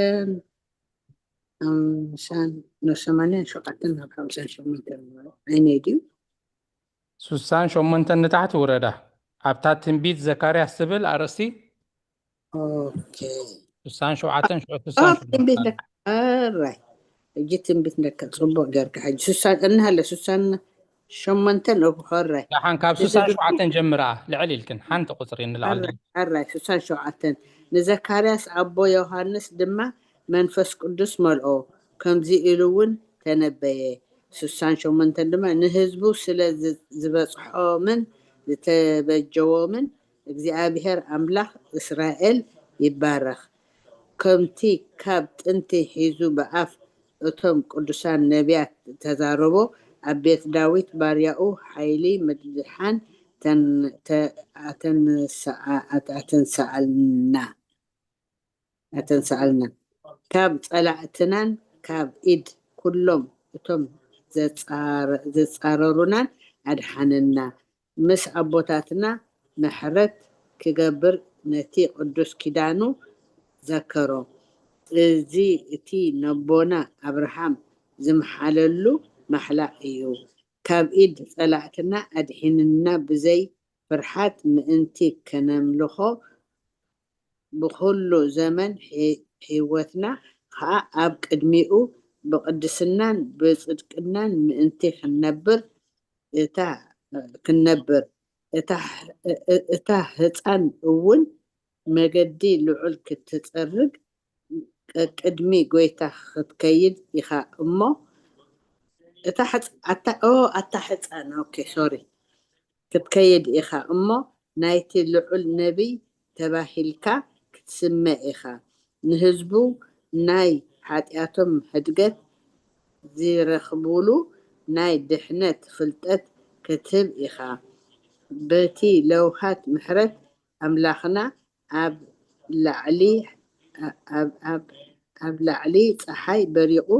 ክበፅሓና እዩ ንሱ ነቶም ኣብ ፀልማትን ኣብ ፅላሎት ሞትን ዝርከቡ ከብርህ እዩ ንእጋርና ከዓ ናብ መገዲ ሰላም ክመርሕ እዩ እቲ ሕፃን ዓበየ ብመንፈሳውያን ደልደለ ክሳዕ እታ ንእስራኤል ዝተገልፀላ መዓልቲ እውን ኣብ በረኻ ይነብር ነበረ እዚኣ ድያ እዋ ስጋዕ 8 እያ ዳሓን ክሳብ 79 እንድያ ወታ 8 እታ 80 ሕራይ ኣንብባ ሓንቲ ቁፅሪ ኣንቢበያ ፅቡቅ እሺ ቴንክ ዩ ይወልካም ሓፍትና ልልታ يقني لنا حاجزك خادم ገንዘብክን ملأختي رومي معرف حموشة كفقد عسرته صلاته كلنا مس أملاخ بموت ودو تعرقنا كاب تعرقنا دا كندي بهوتو أزينا زين دحن كناخه بقويتانا إيسوس كريستوس بو حجي عرق إزرخبنا بأملاخون نمكة حلو نمبر إزت رايا يكونن سلازي خاء كمتي بسرح هذا سبعي حاتيات ناب عالم زاتوه بحاتيات ون موته كلاتهم سلازي بدلو دما موتنا كله سب حلفه حجي كسع زمت ሕጊ ክሳዕ ዝመጽእ ሓጢኣት ኣብ ዓለም ነበረ እሞ ኣብቲ ሕጊ ዘይብሉ ግና ኣብኡ ሓጢኣት ኣይቁፀርን እዩ። ሞት ግና ካብ ኣዳም ጀሚሩ ክሳዕ ሙሴ ኣብቶም ማዕረ እቲ ኣበሳ ኣዳም ሓጢኣት ዘይገበሩ እውን ሰልጠነ። ኣዳም ከዓ ምስሊ እቲ ዝመጽእ እዩ። ግና እቲ ውህበት ጸጋ ክንደቲ ኣበሳ ኣይኮነን። ብኣበሳ ሓደ ሰብኣይ ብዙሓት ሞይቶም እዮም እሞ እቲ ጸጋ ኣምላኽን ውህበቱን ብጸጋ እቲ ሓደ ሰብኣይ ማለት ኢየሱስ ክርስቶስ ናብቶም ብዙሓት እምብዛ ይዓዝዝ እዩ። እቲ ውህበት ከዓ ብመጠን እቲ ሓጢኣት ዝገበረ ሓደ ሰብኣይ ኣይኮነን። ፍርዲ ካብ ሓደ ንኹነኔ መጸ። እቲ ውህበት ጸጋ ግና ካብ ብዙሕ ኣበሳ ንምጽዳቕ መጸ። ሞት ብኣበሳ እቲ ሓደ በቲ ሓደ ከዓ ሞት ብኣበሳ እቲ ሓደ በቲ ሓደ ካብ ገዝአ እቶም ትርፊ ጸጋን ውህበትን ጽድቃን ተቐበሉ ከዓ በቲ ሓደ ኢየሱስ ክርስቶስ ኣብ ህይወት ኣዝዩ ብዙሕ ክገዝኡ እዮም። በኣርሲ እቶም ብዙሓት በቲ ዘይምእዛዝ ሓደ ሰብኣይ ሓጥኣን ከም ዝኾኑ ከምኡ ከዓ ብምእዛዝ እቲ ሓደ እቶም ብዙሓት ጻድቃን ክኾኑ እዮም እሞ ከምቲ ብሓንቲ ኣበሳ ናብ ኩሉ ሰብ ኩነኔ ዝመጸ ከምኡ ድማ ብሓንቲ ግብሪ ጽድቂ እቲ ምጽዳቕ ንህይወትና ናብ ኩሉ ሰብ መጸ። ኣሜን። ቀፂልና ኣብ ቁፅሪ 10 ሓንቲ ንባብ ኣላትና ማማ ብረይ መልእክት ጳውሎስ ናብ ሰብ ዕብራውያን ምዕራፍ 2 ቁፅሪ 16 ንባብ ቁፅሪ 10 ካብ ስጋኣ ድማ ብዘይ ሓጢኣት ኩለንትናኡ ፍጹም ስጋ ሰብ ንዕኡ ፈጠረ። እዚ እውን ካብ ዘርኢ ዳዊትን ኣብርሃምን ቀዳማይ ሰብ ኣዳምን እዩ። ነቲ ካብ ስጋኣ ዝወሰዶ ሰብነት ከዓ ኩለንትናኡ ብዘይ ሓጢኣትን ብዘይ ዘርኢ ሰብኣይን ገበሮ። ብዘይ ምርመር ድማ ኣብ ማህፀን ኣብ ሓደ ህላዌ መለኮት ምስኡ ሓደ ገበሮ። ዕብራውያን 2:16 እሺ ዕብራውያን 2:16 እምበኣርሲ ብሓቂ ንዘርኢ ኣብርሃም ኣልዓሎም እምበር ንመላእኽቲ ሳይልዓሎምን እሞ እቶም ውሉድ ብደምን ስጋን ካብዚ ሓዝሩስ ብሞት ነቲ ሓይሊ ሞት ኣብ ኢዱ ዝሓዘ ምእንቲ ክስዕር ንሱ እውን ዲያብሎስ እዩ። ነቶም ብፍርሓት ሞት ብዘሎ ዘመኖም ብባርነት ተታሒዞም ዝነበሩ ኩላቶም ሓራ ምእንቲ ከውፅኦም ኢሉ ንሱ እውን ብኡ ሓበሮም። አሜን ኣሜን። ቃል ሕይወት ትስማዓልና። ኣብ ቁፅሪ 11 እንደለዋ ንባባትና ኣዴና ኤልሳቤጥ አቤት ኣብዛ ከተም ብባእ ፀናሕክን ወንጌል ሉቃስ ምዕራፍ 1 أربع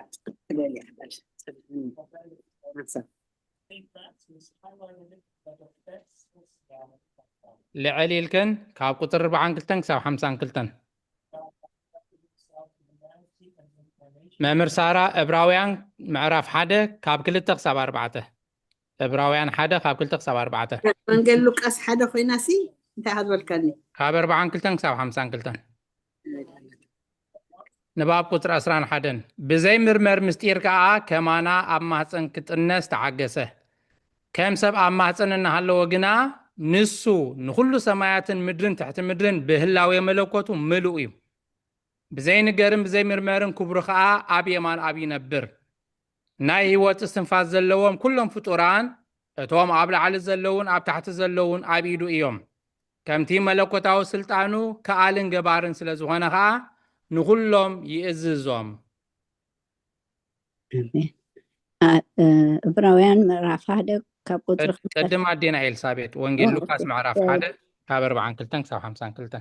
ጸሎት ምስጋና ማርያም ዲ ዝብል او 42 እኮ ጸሎት ምስጋና ማርያም 42 እንደሳ 41 هو 42 ነውን እስኪ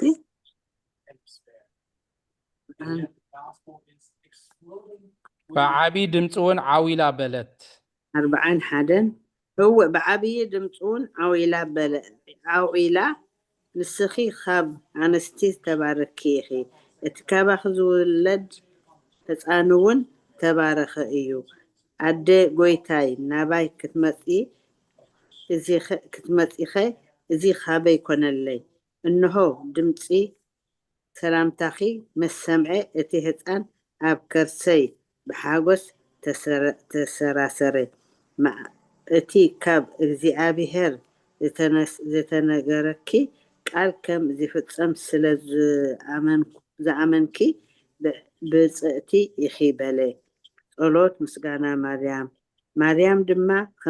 ከምዚ በለት ነፍሰይ ንእግዚኣብሔር ተዕብዮ መንፈሰይ ከዓ ብኣምላኽ በቲ መድሃንየይ ባህ ይብሎ ውርደት ባርያኡ እዩ ውርደት ዲ ሓቂ እወ ውርደት ባርያኡ እዩ እሞ እነሆ ካብ ሕጂ ኩሎም ወለዲ ብፅእቲ ክብሉኒ እዮም እንታይ ማለት ዳላ እዚኣ ብውርደት ትጅምር ኩሎም ወለዶ ብፅእቲ ክብሉን እዮም እወ እቲ ኩሉ ዝኽእል ዓበይቲ ነገራት ገይሩለይ እዩ እሞ ስሙ ቅዱስ እዩ ምሕረቱ እውን ኣብቶም ዝፈርሕዎ ንውሉድ ወለዶ እዩ ብቕልጥሙ ሃይሊ ገበረ ንዕብያት ሓሳባት ልቦም በተነሎም ንሓያላት ካብ ዙፋናቶም ኣውረዶም ንዘተዋረዱ ከዓ ልዕል ኣበሎም ንጡምያት ብበረኸት ኣጽገቦም ንሃብታማት ከዓ ጥራይ ኢዶም ሰደዶም ከምቲ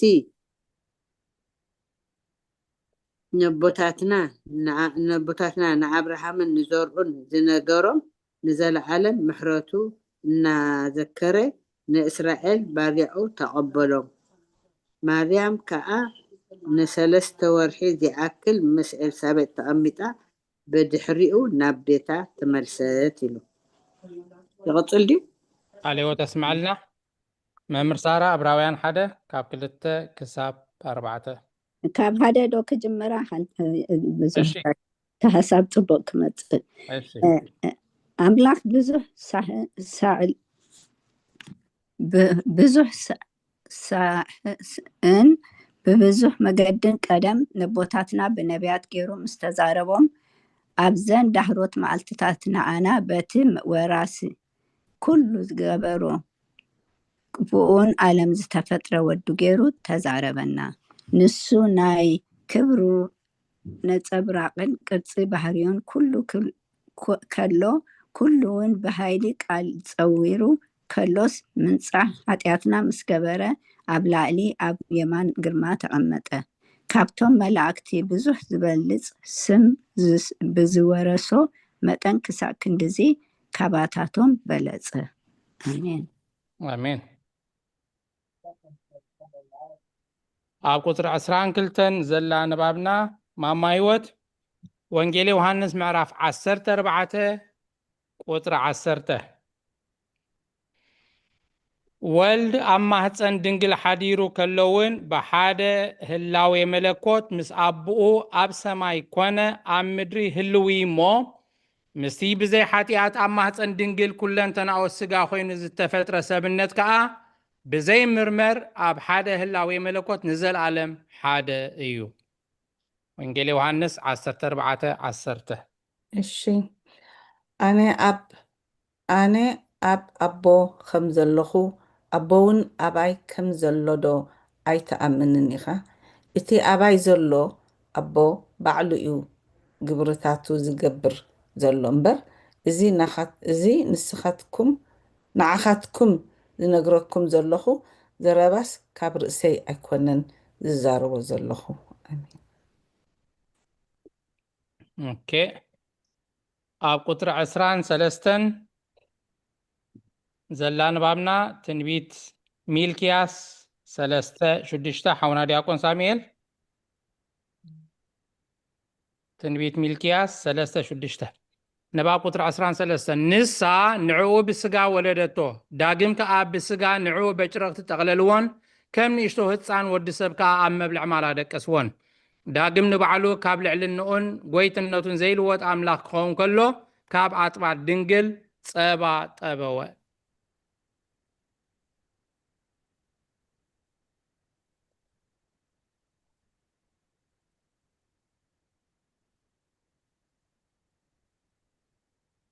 ዲያቆን ሳሙኤል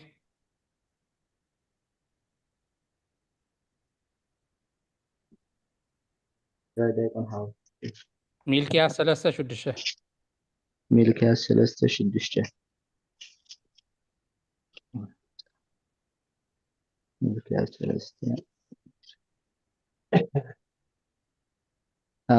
አነ እግዚአብሔር አይልወጥኔ እሞ አቶም ደቂ ያዕቆብ ስለዚህ አይጠፋኩምን ስርገማ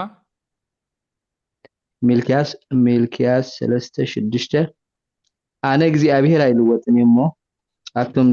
ደቂ ያዕቆብ ስለዚህ አይጠፋኩምን እሺ ቃል ሕይወት ተስማዕልና ኣብ ቁጥሪ 14 ዘለዋ ንባባትና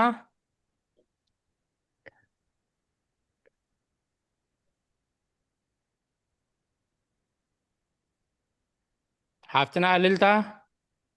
ወንጌል ማቴዎስ ምዕራፍ 2 ካብ 1 ክሳብ 12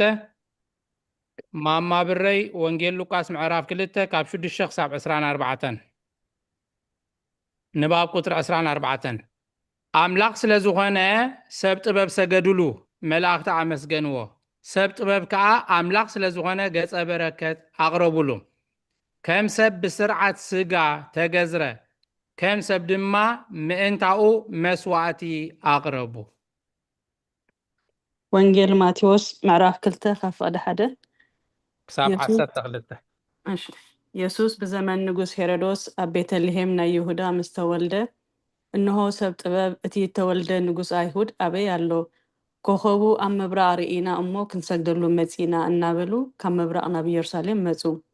ንጉስ ሄሮዶስ ሰሚዑ ሰንበደ ኩላ ኢየሩሳሌም እውን ምስኡ ንሱ ድማ ንኩሎም ሊቃውንቲ ንካህናትን ጸሓፍቲ ህዝብን ኣኪቡ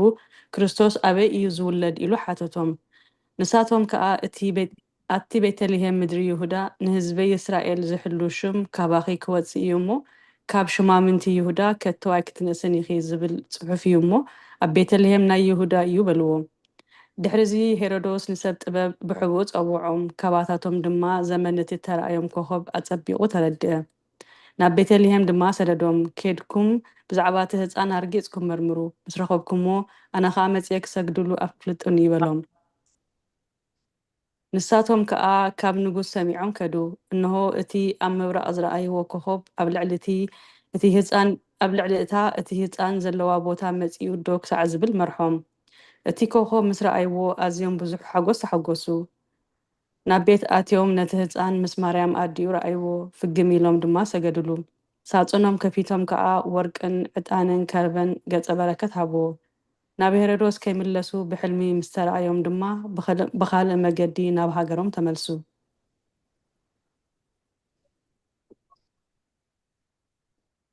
እሺ ኣበይ ዲያቆን ወደ እወ ሉቃስ 2:6-14 ኮነ ድማ ኣብኡ ከለዉ ግዜ ሕርሳ በፅሐ በኽሪ ወዳ ወለደት ብዓልባ ጠቕለለቶ ኣብቲ ማሕደራ ጋይሽ ስፍራ ስለ ዘይነበሩ ድማ ኣብ መብልዒ ማል ኣደቀሰቶ ጓሶትን መላእኽትን ኣብታ ምድሪ እቲኣ ብለይቲ ማሎም ክሕሉ ኣብ መሮር ዝሓደሩ ጓሶት ነበሩ መልኣኽ እግዚኣብሔርካ ኣብ ጥቓኦም ደው በለ ክብሪ ንእግዚኣብሔር ኣብ ዙርዮኦም ኣብርሀ ብዙሕ ፍርሃት ከኣፈርሁ እቲ መልኣኽ ድማ እንሆ ሎሚ መድሓኒ ኣብ ዓዲ ዳዊት ተወሊድልኩም ስለ ዘሎ ንሱ ከዓ ክርስቶስ ጎይታ እዩ ንኩሉ ህዝቢ ዝኸውን ዓብይ ሓጎስ የበስረኩም ኣለኹ እሞ ኣይትፍርሁ ምልክት ድማ እዚ ይኹነልኩም ኣብ መብልዒ ማል ብዓለባ እተጠቕለለ ህፃን ደቂሱ ክትረኽቡ ኢኹም እሞ ብዙሓት ሰራዊት ሰማይ ድማ ብድንገት ምስቲ መልኣኽ ተጸምቢሮም ክብሪ ንኣምላኽ ኣብ ላዕሊ ሰላም ከዓ ኣብ ምድሪ ኣብ መንጎ እቶም ስምረት ኣምላኽ ዘለዎም ሰባት እናበሉ ንኣምላኽ ኣመስግኑ ኮነ ድማ እቶም መላእኽቲ ካባታቶም ናብ ሰማይ ምስ ደየቡ እቶም ጓሶት ንሓድሕዶም እቲ እግዚኣብሔር ዝገለጸልና ክውን ነገር ክንርኢ ንዑናይ ናብ ቤተልሔም ንኺድ እናተባሃሉ ቀልጢፎም ከዓ ኸዱ ማርያምን ዮሴፍን ነቲ ህፃን ከዓ ኣብ መብልዒ ማል ደቂሱ ረኸብዎ ደቂስን ረኸብዎ እዚ ምስ ረኣዩ ብዛዕባ እቲ ህፃን ተገረሙ እተነግረሎም ነገር ኣውረዩ ብዝሰምዕዎ ዘበሉ ኩሉም ከዓ በቲ እቶም ጓሶት ዝነገርዎም ተገረሙ ማርያም ግና ነዚ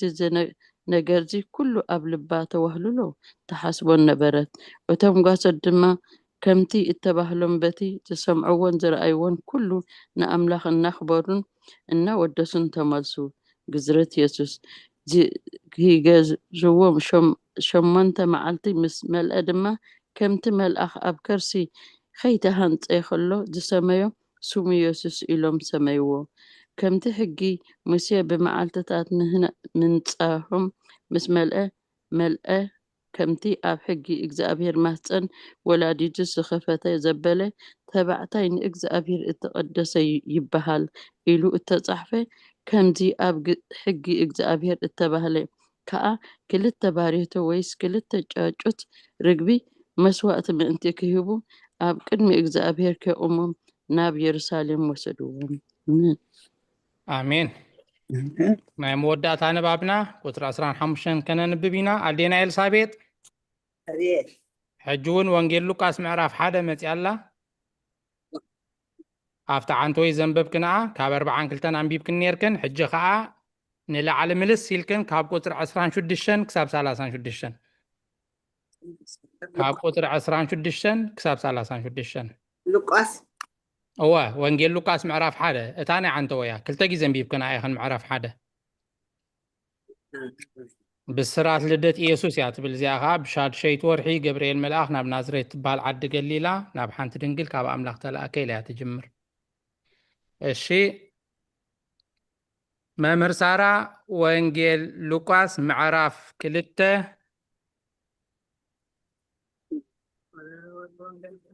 እስኪ ኣብ ግእዝ ቸክ ገብራ እዚኣ ምዕራፍ 2 ቁጥሪ 51 ትብላላ ብዛ ግእዝ ኣብ ትግርኛ ጌጋ ጌራላ መስለኒ እሺ ኣዴና መምህር ሳራ ወንጌል ሉቃስ ምዕራፍ 2 ቁጥሪ 51 كتاب 56 دحنا አንብቢያ እሺ ንባብ ቁጥሪ 15 ነዝማዱ ተኣዘዘ ንሳውን ብዘይ ዘርኢ ሰብኣይ ብስጋ ዝወለደቶ ኣዲኡ እያ ልደቱ ብስጋ ካብ ኣዩ ከቶ ከም ልማድ ስርዓት ጥንሳ ኣንስቲ ኣይኮነን እንታይ ደኣ ካብ ልማድ ጥንሳ ኣንስቲ ፍሉይ እዩ ድንግል ንቃል ብዘይ ዘርኢ ሰብኣይ ብስጋ ወለደቶ አሜን أدينا إلسابيت وإنجيل لوكاس معرف حادة 26 كتاب 36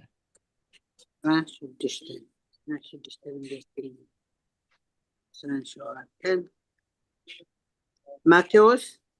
يتابهله لوي كم نو وإنجيل لوكاس أدينا إلسابيت كل تجي زنبيب كنا أقوى أكو وإنجيل لوكاس هو معرف شدشتن دي معرف هذا شدشتن دي ذلقني معرف حادة أكان عنتوي كل تجي زنبيب كنا حرة هجي كندقة خاب 26 هو سقى 28 حساب 36 بسرعة لدت يسوع كريستوس هو ليه هو اوكي بساد سيد جبريل ملأخ ناب نازرت اتبها العدي قليلا ناب حانتي دنقل كاب أملاخ تلاكي نسا كاب بيت داويت يوسف بسمو سبعيت حاتيا نبرد سم اتا دنقل كا مريم ايو اتي ملأخ نابتي نسا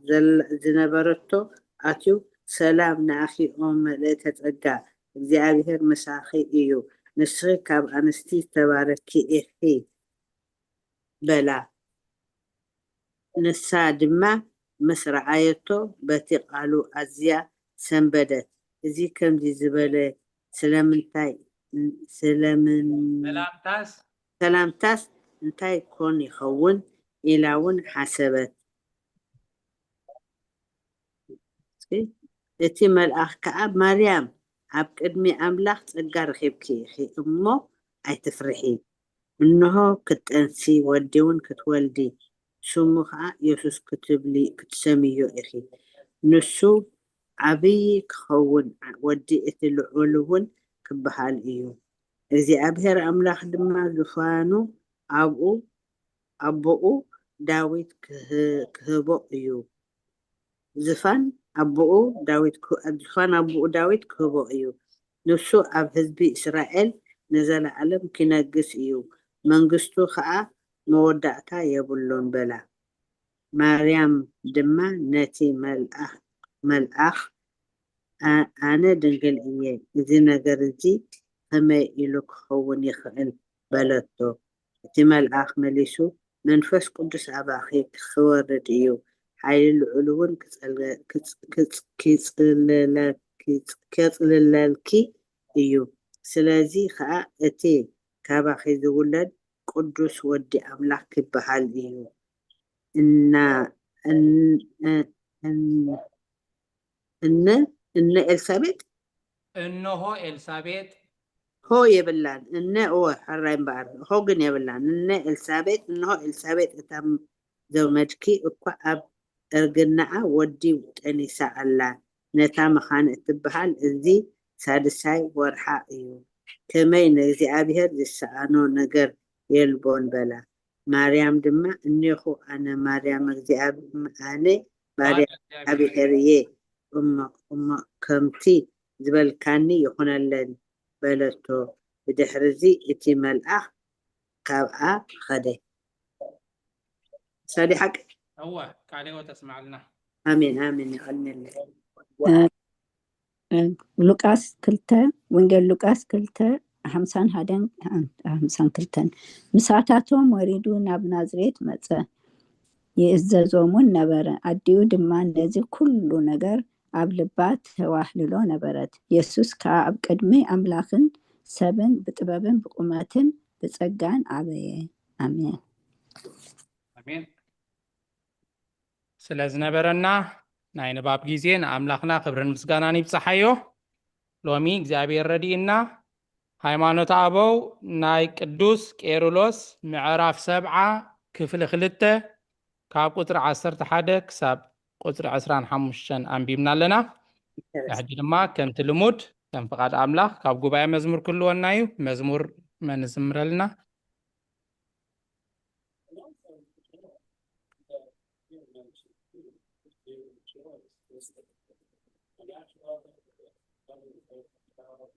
መዝሙር ዝዝምረልና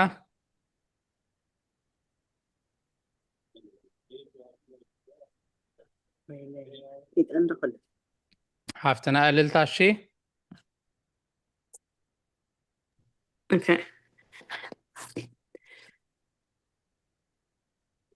ኣነስ መን ኮይነ ትብል መዝሙር እየ ክዝምር እሺ ኣነስ መን ኮኒ ኣብ ቅድሜኻ ሰናይ ጌርካለይ ንባርያኻ ብምሕረት ጠሚትካ ፀዊዕካኒ ውዕለትካ እግዚኣብሔር በዚሑኒ ኣነስ መን ኮኒ ኣብ ቅድሜኻ ሰናይ ጌርካለይ ንባርያኻ ብምሕረት ጠሚትካ ፀዊዕካኒ ውዕለትካ እግዚኣብሔር በዚሑኒ ክንደይ ሳዕ ዘቀንጠብኩ ንዕፀ በለስ ሓጢኣት ትዕቢት ልበይ ዓዚዙ ረሲዕናትካ ውዕለት ብብዝሒ በደለይሲ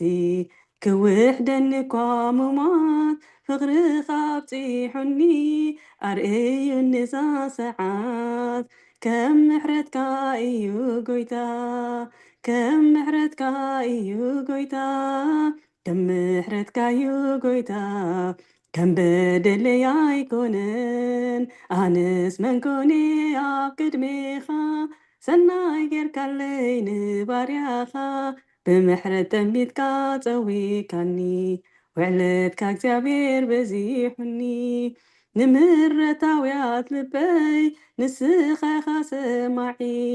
ብዘይካኻ ዘይብለይ ካልእ ዝብሎ ረዳኢ ኣብ ፀጥባዕ ምሕረትካ ኣብ ልዳተይ ዝቐውም ባርነት ኣርሒቁለይ ባርነት ሓጢኣት ዓለም ከም ምሕረትካ እዩ ጎይታ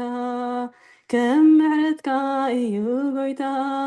كم حرتكايو قويتا كم بدلي يكونن أنس من كوني أبكد ميخا سناي غير كاللين بارياخا بمحرت أميتكا تسويكاني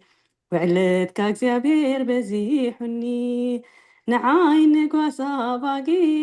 እንታይ ኻሪኻለይ ንእስ እንዴ ብዕድመ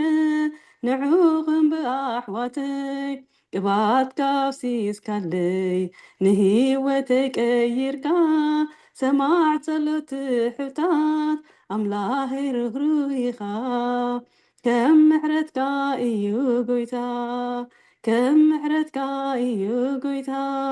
كم محرتك يوغويتا كم بدلي يكونن أنس من كوني أبكد ميخا سناي غير كاللين بارياخا بمحرت أميتك تسويكاني وعلتك እግዚአብሔር بزيحني انت يكوني غير الكا أنا زدخوم أدام كله ساكت حاسبني اكواسي تبل سلام بترغى مزمر كوسكا سلازي تفل يعني مساخة مهلاوي بزوح سلام علوني كم محرتك ايو قويتا كم محرتك ايو قويتا كم محرتك ايو قويتا كم بدلي يكونن أنس من كوني أبكد ميخا سناي غير كالليل بارياخا بمحرت أميتكا تسويكاني وعلتك እግዚአብሔር بزيحني أنس من كوني أبكد ميخا سناي غير كالليل بارياخا بمحرت أميتكا تسويكاني وعلتك እግዚአብሔር بزيحني تمسكن آمين حفتنا أللتا زمار ملاقت يسمع لنا أنس من كوني أبقد ميخا سناي جيركالي نباريخا بمحرت أميت كاتسويع كاني وعلت كاكزيابير بزيحني بمبال بقبرنا عزينا خوفاءات موت زقبأنا قصعات زقبأنا كوا كنسنا እግዚአብሔር ግን በዓይን ምሕረቱ ተአሚቱ ምሕረቱ ከም ዘብዝሐልና ጸጋ ከም ዝሃበና ይቕሬቱ ከም ዝበዝሐልና እሞ ከነመስግኖ ከም ዝግባእ ከም ምሕረቱ እምበር ከም በደልና ኣይኮነን ብምባል ምስጋና ጸሎት ውዕለት እግዚአብሔር ትነግር ደስ ዝብል መዝሙር ክዝምረልና ጸኒሓ ሓፍትና ኣልልታ ደጊመ ዝማሬ መላእክት የስምዓልና እሺ ነዛ መዝሙር በመጽሐፍ ቅዱስ መሰረት ጥቅስና ጠቅስና ከነስተንትና መድረክና ባኹም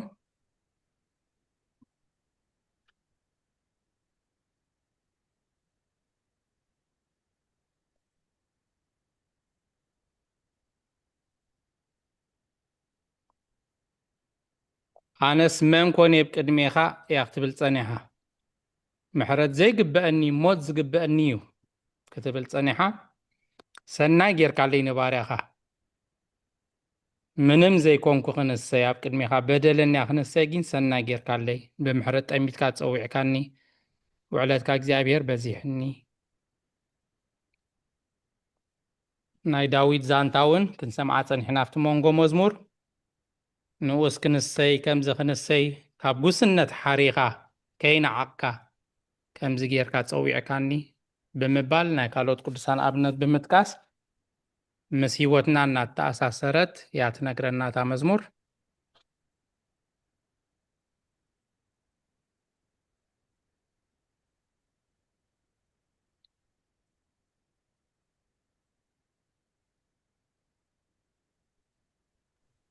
شعفتنا قللتا بمزمور داويت معرف شمونته فقد 4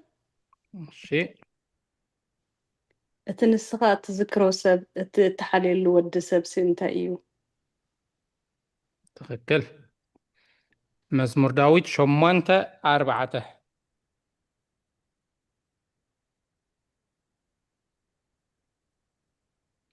مشي غلط سعد الدالة ودعان تقبل شبونا مزمور داويت 103 قطرة 17 محرت እግዚአብሔር ግና ኣብተን ዝፈርህዎ ካብ ዘለዓለም ንዘለዓለም ትነብር ጽድቁ ከዓ ነቶም ኪዳኑ ዝሕልው ንትእዛዛቱም እንትኽገብርዎ ዝዝክርዎ ንውሉድ ወለዶ እዩ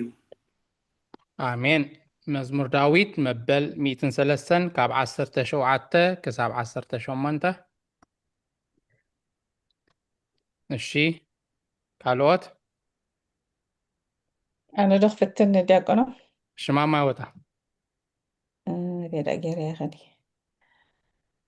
بلاش سوري حزاني رست فيا ጀሚል يا هسه كورنثوس قدامي كورنثوس ده 13 حلفني عطفي خدل يعلني ፀገም የለንሽ سوري كي يحزكم انتن እንድተዳለና እንተ ሃሊና ኣነስ መን ኮነ ኣብ ቅድሜኻ እንታይ ንምባል በቃ ኣነ ሓጢኣተናየ ኣብ ቅድሜኻ ደው ክብል ዝግባኣኒ ሰብ ኣይኮንኩን ኣብ ቅድሜኻ ክቐውም ብቑዕ ኣይኮንኩን ሓጢኣት ካብ ምእማን እዩ ማለት እዩ ከምዚ ክንሰይ ግን ሰናይ ጌርካለ እዩ ድብል ኣሎ እሺ رخيبة يا الله خدي أقول محاوي ኦኬ أنا خاب thank you للتا بتعمي very قمتي مزمورة اسمعي خلنا إذا أنا خامس أخيرا خوينا تسمع أنا بجا كان نصوص والحنتي كنت تقولت سمحت أنا من كوين يبقى ميخا اتقون دويني أنا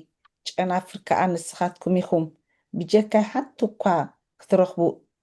كتقبرو أي تخولون يخوم مو إتا أباي تتصنع أنا ون أبقو نسو إيو بزح فرزة فري نا مسؤوق أبتقود نخن تصنع إلى خستاقيا يا بستعمل مستخيف كينا تسمعت እሺ ቃል ህይወት እስማዕልና ምዕራፍ ክንደያ ጠቕሲ يوحنس معرف 15 قصر 5 እሺ 15 ሓፍትና ዕልልታ ኢድካ ሓፋፊል ክልኽ መስለኒ እዋ ሰብ ተዘልዩስ ኣላትንም ፅቡቅ እሺ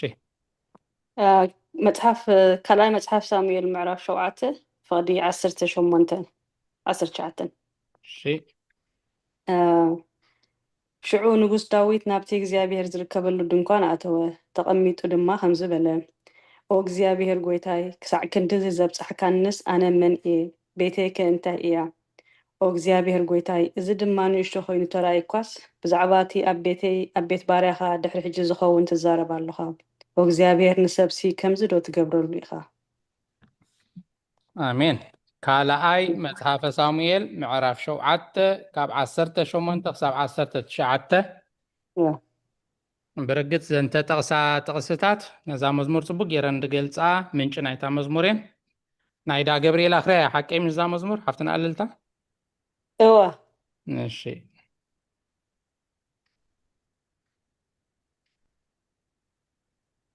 ሓራይ ድተዳለና ተሃሊና ከይኮልፈኩም ቅድመ ምስጋርና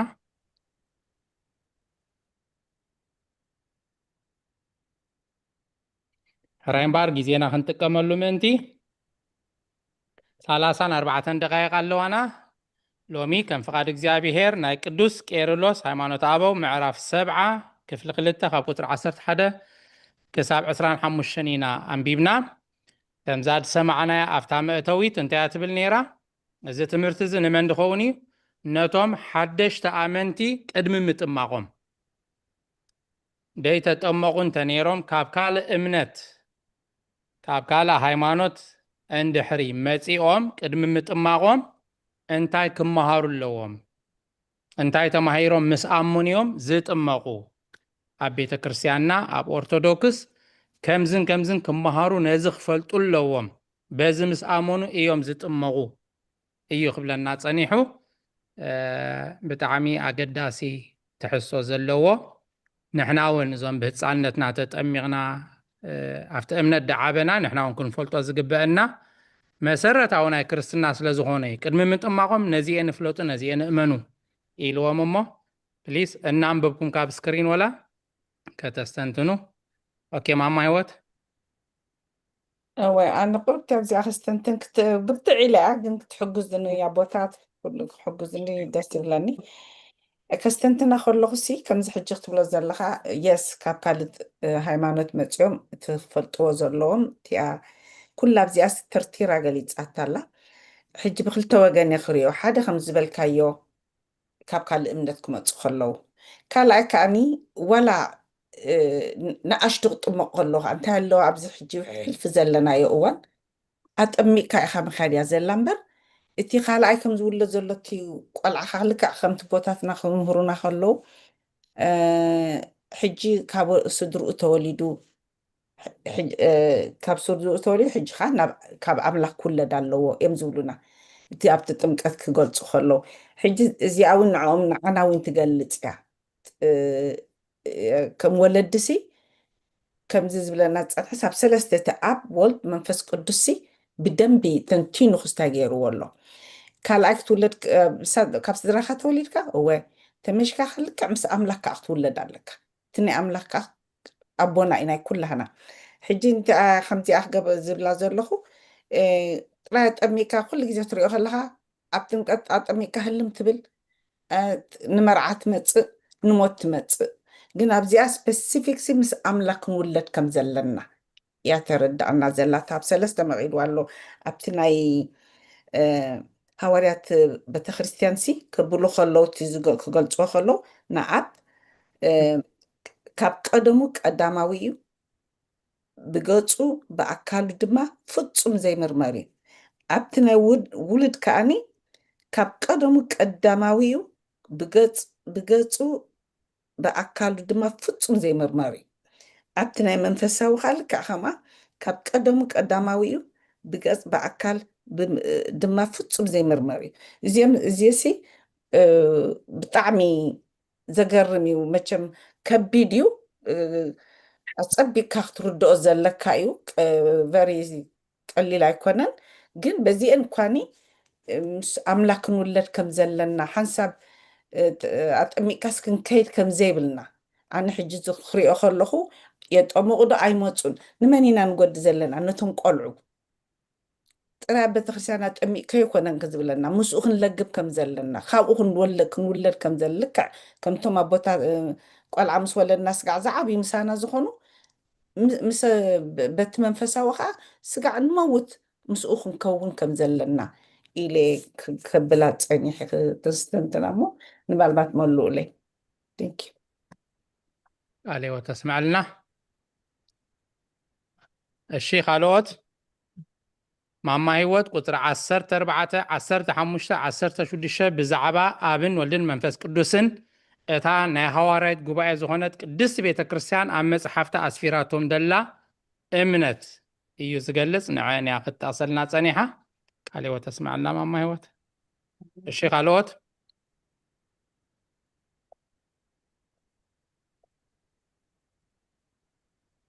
عسر شواتن عسر شمان كان كادي أكون ودي بزحون كل بحد عندي دحين السنة أنا نقول له كافة عسر شواتن عسر شمان تن كافة سلام هلو تسلم ماما بري أو تسيل كله إيش بس أبي هن دي بزح السايق بدم تسيين الله كنا بزنا جيرس بلاد لهم إيش أسعيب دما ولدك الأملاخيو أما نسون كاب ملوكت أب زخون فطور زي كونه كابتم سلسة أكل حدا إيو بملوكتو مسأب معري زخونه بملوكتا ولدت كاب أب تتولده كاب قدم فطس من إجزابير أب أرأيا قوتو أمثال كالون زي مرمر برهان كبرون مخانو إيو هم كي أمنو يمهروهم الجناي ولدي ناي أبن كلهم حادث لزخونو إتي كمهروهم فتران سلزخون ما سلستنا أكالتهم حدا إيو بملوكات معر زخونو دما كاب لدوتو خاب زوتا ولدي أب قادم فتس مجزابير أب أرأي قوتو أمثالو أكال زي مرمر برهان كبرون مخانو مؤمن كأمنن كمهروهم يقولوا يفلينهم أي مرمرنهم كلهم حدائم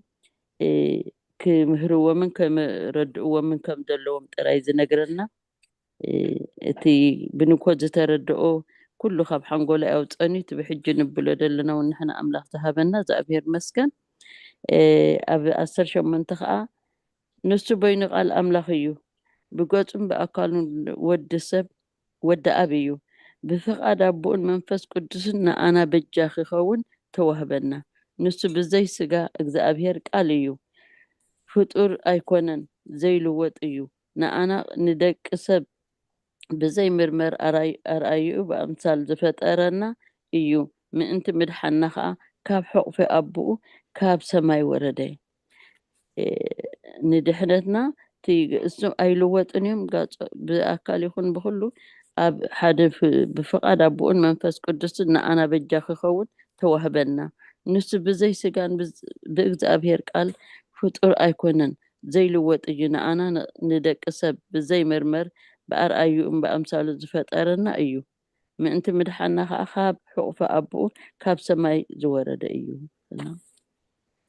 ونعنا نمدحني خاب سماي زوردو السخاء زي لوطن زي مرن قدس أنا كخون توهبنا أيوم آمين قال وتسمع لنا آمين عبري الشيخ علوت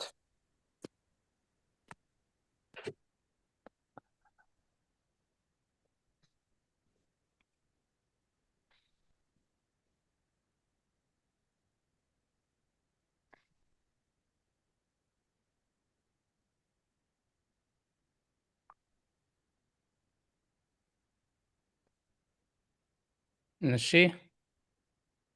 ካልኦት እንታይ ተማሂርና ሎሚ ብዛዕባ እንታይ ነይርና ኢሎም ትምህርትና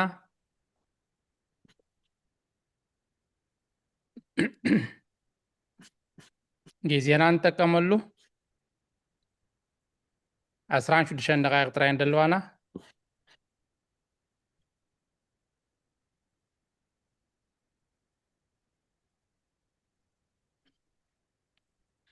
حراي محطة حتى أنا خا نعاوكم يعني تم تساتفت أبوتا تكونون انتاينا بزوح جيزي زغانا سبز فلتو زردو أون أب ولد منفس قدس إلنا حدا أملاخ نبل كاب أب ولد منفس قدس كاب سلستيوم حدا نسوخا ولد بينو سقا خمز لبسه نمهارينا مو أبزا قطر 10 سنتاي تبلالا بسلسة أكالات فتصومان بزي سقا 3 قط زي فطوران زي سعارو تبلالا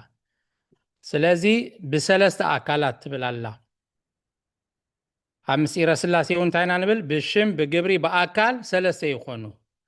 سلازي نقابل نمنفس قدسن أكالات اللوهم ديو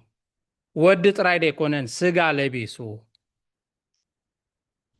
أبزخان تايب لالو بدي سقا 3 قط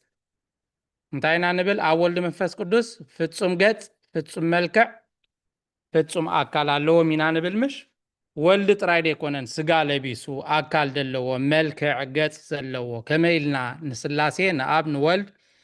نمنفس قدس فتصم قط فتصم ملكع فتصم أكال اللوهم نبلوهم أتليست نزيع صبق يرنا تردينا يخنو تسلس دلو خيد حتى دلو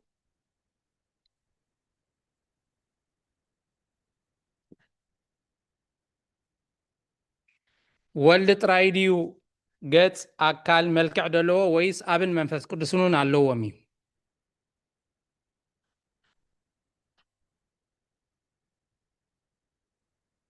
الشيزي أمن من لسليك أبقو بايه دحان دي مثلا عغمنا نفتن ما أبوتات سلزلو أب موداتا خبروه لنا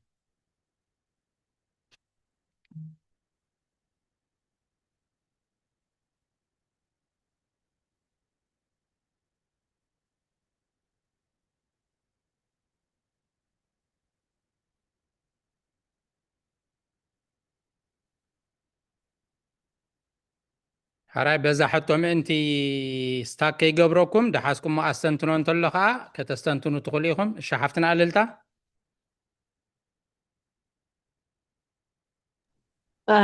أنا سافتا أبقى بسلست ሰለስተ ገጽ ከም ዘለዎም ትዛረብ ኣላ ምሽ ብዘይ ስጋ ሰለስተ ገጽ ሰለስተ ገጽ ወልድ ደኣ ስጋና ለቢሱ እምበር ሰለስተ ገጽ ኣሎም ኣብ ኣብን መንፈስ ቅዱስን እንኮላይ ከምኡ እንተዘይከውን ነይሩስ ብመልክዕናን ብምስልናን ሰብ ንፍጠር ኣይንበሉ እሺ ቃልዮ ተስማዕልና ጽብቕትን ሓንቲ ጽፍፍቲ መልስንያ ስላሴ ከም መልክዕና ከም ምስልና ሰብ ንፍጠር ኢሎም ስለዚ መልክዕን ምስልን ገጽን ስለ ዘለዎም እዩ እያ ትብለና ደላ ቃልዮ ተስማዕልና እሺ መን ውስኻ መነብረህላ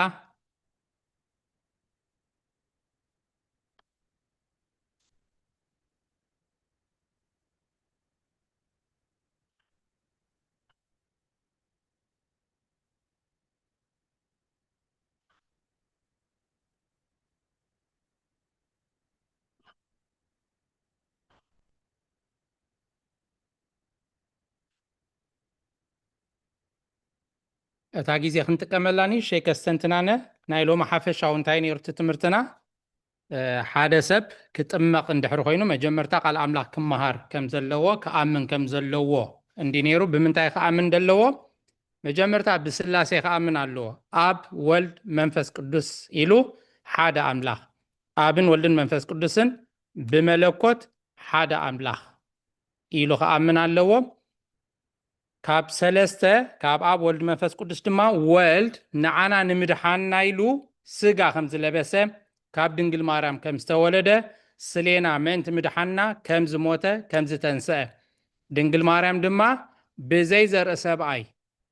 ከምቲ ናይ ካልኦት ኣዴታት ስርዓት ናይ ፅንሲ ደይኮነ ብፍሉይ ብዘይ ዘርኢ ሰብኣይ ከም ዝወለደቶ ስጋ ካብ ድንግል ማርያም ወሲዱ እቲ ስጋቲ ድማ ከምቲ ኸነ ኣብ ንባብ ሰማዕናዮ ናይ ዳዊት ናይ አብርሃም ናይ ተቀዳማይ ኣዳም ስጋ ምዃኑ ካብ ድንግል ማርያም ከም ዝወሰዶ መለኮት ምስ ስጋ ተዋሃሂዱ ከም ዝተወለደ ብፍጹም ድንግልና ከዓ ከም ዝወለደቶ ምንም እኳ ስጋ እንተለበሰ ወልድ ድማ ካብ ኣብን ካብ መንፈስ ቅዱስን ከም ደይነስ ብመለኮት ማዕረ ምዃኑ ኣብን መንፈስ ቅዱስን ከዓ ስጋ ከም ዘይለበሱ ወልድ ምእንታና ምእንቲ ምድሓና ኢሉ ስጋ ለቢሱ ከም ዝተወለደ ጽሙቕ ኣቢልና ንሎሚ እዚኣ ካብተን ኣብ ንባብ ዝነበራ ነዚአን ኣስተንቲነ ጊዜ ከይወስድ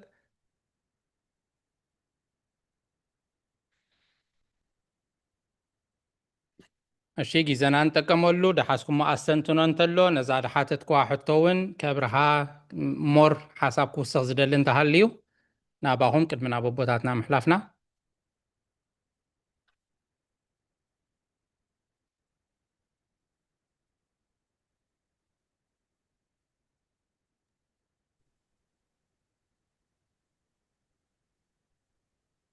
أنا حتى لا تنبزيها እሺ ማማዮት حجسي أب ولد منفس قدسي لنمش حجي أبزي حد جزيسي أب حد معلتي أب إنت أب جوجل كيدر إني رسي إتي نحنا حجي سلاسي نقولهم نعودي زملكت أبيت أبيت سلاسي لو مش على سلسة سئل زلو نعودي زملكت ويس نسون بيني مزنا أب ولد منفس قدس اوكي تحطو ترديات نتقيناسي وما سلاسي تيسي خنبل كلناس اب ولد منفس قدس مالد ديو ديا تحت هو حجي مثالي سي أبزنا أورينتال تشيرش تخيل كلها تي أيكونسي ناي قويتا ناي إزغابي هدمتي كم زمتس قويتا ناي سكرسوس تطويلو بتارق بيت كعني منفس بخوم يمزقلصو إذا نحنا تمثلست السلاسيس نعادي تقلص ويس ديفرنتين ماشي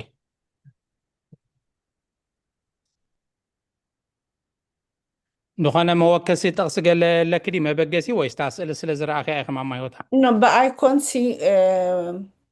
actually it was I think دحان سكلير يا كست عدي سابا خيدوسي ينبي بينيرانو جزي أمس مسأتي تزيلاتني حدا خب أورينتال ግብፃዊኡ ነቲ ሰለስተ ስላሴ ርእስ እዚ ሲ እንታይ እዩ ትርጉሙ ኢለዮም ሲ ክምልሽላ የከኣሉን እንድሕርታ ናይ ኣብ ወልድ መንፈስ ኮይና ከኢሉ እታ ኣይኮን ከዓ የርኢ ኣብ ሓደ ቸርች እውን ከይደ ከለኹ ከምኡ ርአ ኣባና እውን ኣላታ ኣብ ወልድ መንፈስ ቅዱስ በታ ኣላታ ስእሊ እታ ኣይኮን ያ ሕጂ ሲ ክልቲአን ሓደ ድን ወላ በበይነን እዩ እሺ ሰሚዖም ኣለዉ ቦታታ ሕቶ ክምልስዋ እዮም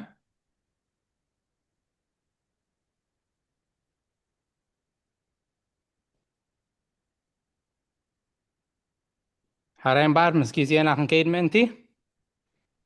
እዚኣ ማርክ ገይረላ ዘለኹ ረኣይዋ እስኪ ኣብታ 14 15 16 ኣብ 3 ተደጊማ ኣላ ኣብ ምስ በለ ብገጹም ብኣካሉን ድማ ፍጹም ዘይምርመሪ ኢሉ ወልድ ምስ በለ ከዓ ብገጹ ብኣካሉ ፍጹም ዘይምርመሪ ኢልዎ ኣሎ ሰይም ንመንፈስ ቅዱስ ከዓ ብገጹ ብኣካሉ ፍጹም ዘይምርመሪ ኢልዎ ኣሎ ንሳ ስለ ዘንበብኪ አንተ ወይ ዝገለጽክዋ እንድያ ገጽ ኣለዎም ኣካል ኣለዎም እብሎም ኣሎ ንሰለስቲኦም ግን ፍጹም ዘይምርመሪ ስለዚ ሕጂ ኣቦታትና ከመልስዋ እዮም ታ ሕቶ ከብርሁልናዮም በቲ ዝበልክንዎ ተመሊስ እቲ ኮይኑ እሱ ይኣክል ተኢሎም እሱ ከኣክል እዩ ተወሳኺ መብርህት ኣለዎም ናብ ኣቦታትና እቲ ኣሰንትኖን መልስን ሓፈሻዊ ጸሎትን ባርኾትን ገይሮም ክዓጹልና እዮም መጀመርታ ነቤ መርጌታ ናብ መድረኽ ክዕድሞም እየ ኣስዕባ ኣቢሎም ኣቦና ቤ መላክ ሰላም ከዓ ክመፁና እዮም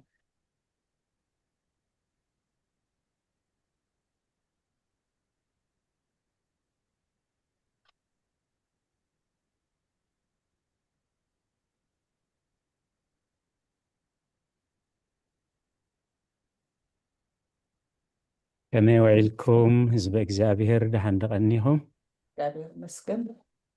روح ፈጣሪና ክሳብ ሰዓት ዝብዳሕነ ሰላም ዓቂቡ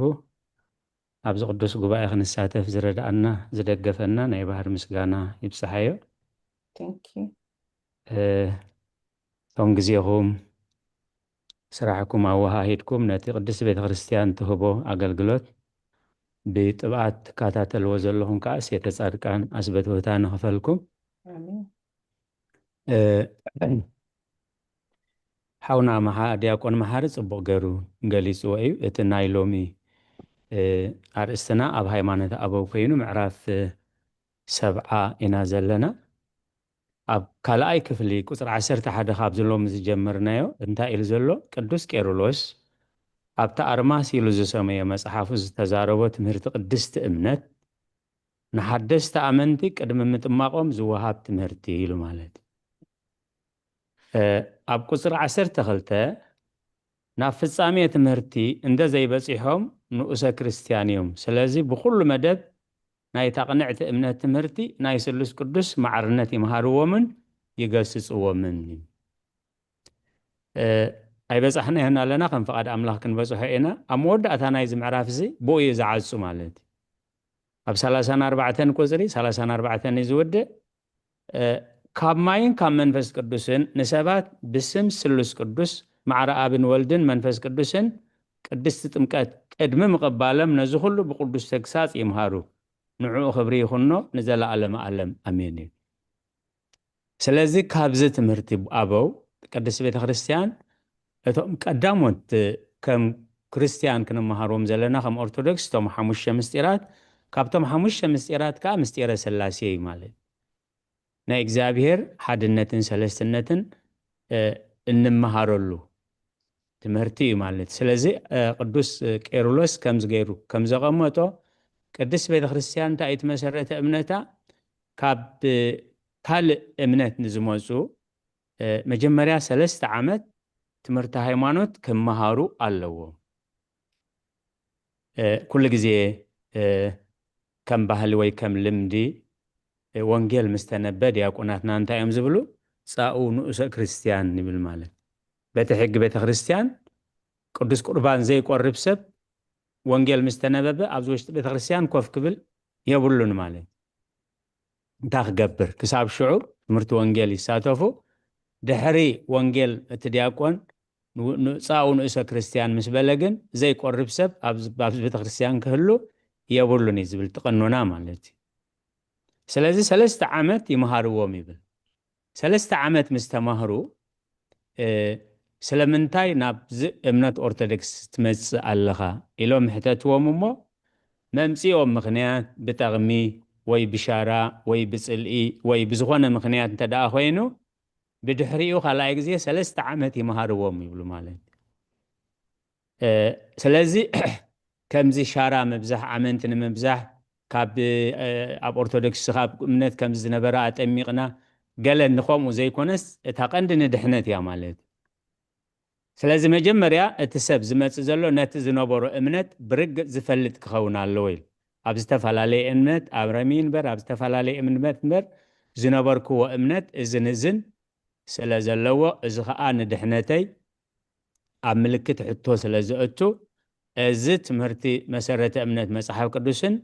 ናይ ኦርቶዶክስ እምነትን ከዓ ንድሕነት ኣብዝናብዚ ድሕነተይ ስለ ዘረጋግጸለይ ነዚ ኣሚነ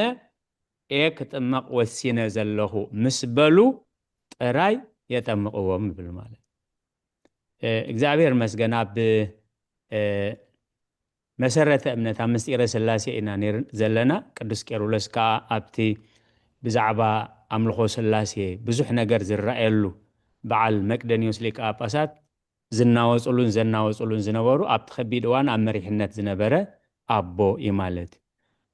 በዚ ምኽንያት ሰብ ብዝተፈላለየ ምኽንያት ክመጽእ እዩ ኣብዚ ቤተክርስትያንና ከም ዝትርእይዎ ናይ ዓበይቲ መጠመቒ ኣሎ ብዝተፈላለየ ምኽንያት ብፍላይ ብመውስቦ ዝመስል ጓል ቤተክርስትያን ካብ ካልእ እምነት እንድሕር ከምኡ ዓይነት ስምምዕ ገይሮም ወይ ወዲ ቤተክርስትያን ካብ ካልእ እምነት እንድሕር ገይሮም እታ መጀመርያ ቦታት ዝገብርዋ እንታይ እያ መጀመርያ ትምህርቲ ሃይማኖት እምሃር ከምዚ ሕጂ ንብላ ዘለና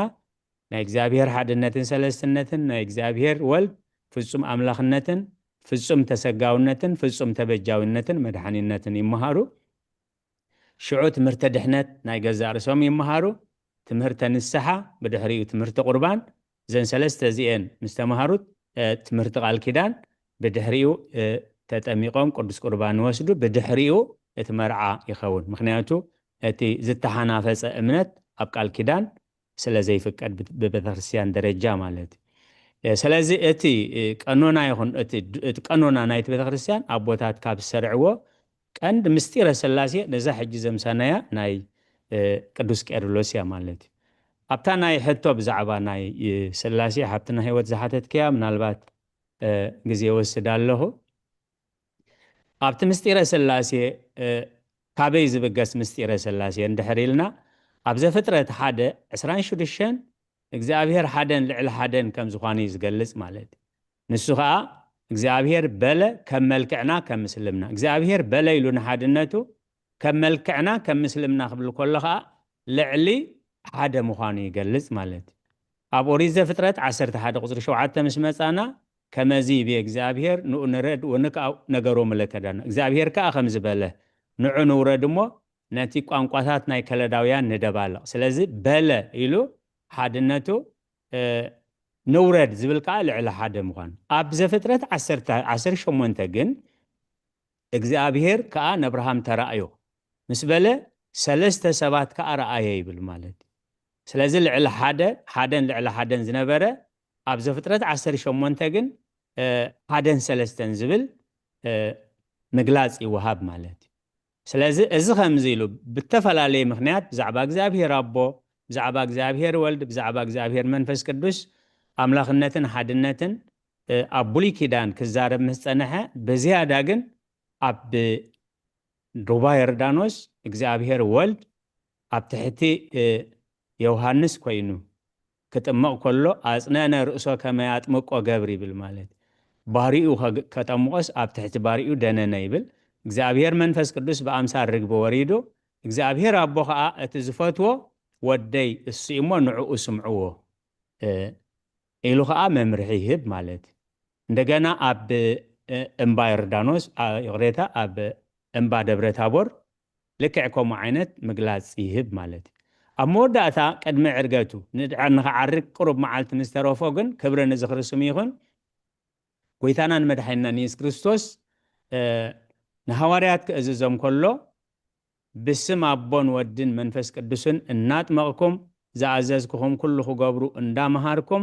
ደቀ መዛሙርተይ ግበርዎም ኣነ ኸኣ ክሳብ መወዳእታ ዓለም ምሳኹም እየ ኢሉ እቲ መሰረተ እምነት ስም ኣብን ወልድን መንፈስ ቅዱስን ምዃኑ ኣምላኻውን መለኮታውን መምርሒ ሂቡ ማለት ስለዚ እቲ ኣብ ምስጢረ ሥላሴ ዘለና ሰረተ እምነት ምስ መጽሓፍ ቅዱስን ምስ ቀኖና ቦታትን ነዚ ይመስል ማለት ምናልባት ምስቲ ዘለና ግዜ ተሓት ልዕልክያ ዘለኺ ኣየና እቲ ናይ ኣይከን ወይ ናይ ቅድስቲ ሥላሴ ስእሊ ኣየናይ በተን ኦሪየንታል ቸርች ቅቡል ዝኾነ ኣየናዩ ስለምንታይ ቅቡል ይኸውን ዘይቅቡል እንተሊኸ ከመይ ዝመሰለ እዩ ምናልባት ምስቲ ዘለና ግዜ ንሕና እንተለና ኣምላኽካ እንተፈቐዶ ኣብ ዝመጽእ ግዜና ክንሪኦ ኢና ስለቓላቱ እግዚኣብሔር ዝተመስገነ ይኹን ስለዚ ተፈቕደለይ ከዓ ብልቢ የመስግን ቴንክ ዩ ኣቦና ገሊጽኩምልና ኣሜን ካልኦት ትስምዐልና ኣቦና ብመላከ ሰላም ክመፁና እዮም መድረኽና በቦና ሕራይ ክብረና ምስጋናን እግዚአብሔር አምላኽና ይኹን ህይወት ብጥዕና ሃሌና ከምዚ ድማ ኣብዚ መንፈሳዊ ጉባኤ ከካብ ቦታና ኮይና ከምዚ ንኽንሳተፍ እግዚአብሔር ዝፈቐደልና ክብረና ምስጋናን ንዑ ይኹን ኣቦና ብመርጌታ ቃል ህይወት ይስማዓልና ከምኡውን ሓውና ዲያቆን ቃል ህይወት ይስማዓልና ሓፍትና እልልታ ዝማርየ መላእኽቲ ይስማዓልና ዝምሩ ልየም ብርኪ ኩልኩም ድማ ብደለኹም ደለኸን ነቲ ጥቕስታት ብምንባብ ነታ መዝሙር ተዘምረት ድማ ብጥቕሲ ምሰናይ ከምኡውን ካብዚ ክንመሃሮ ዘምሰና ናይ ቅዱስ ጨርሎስ ሓሳብኩም ተረዳእኩም ኣስተንትኖ ዘይተረዳእኩም ድማ ኩልና ንመሃረሉ ሕቶ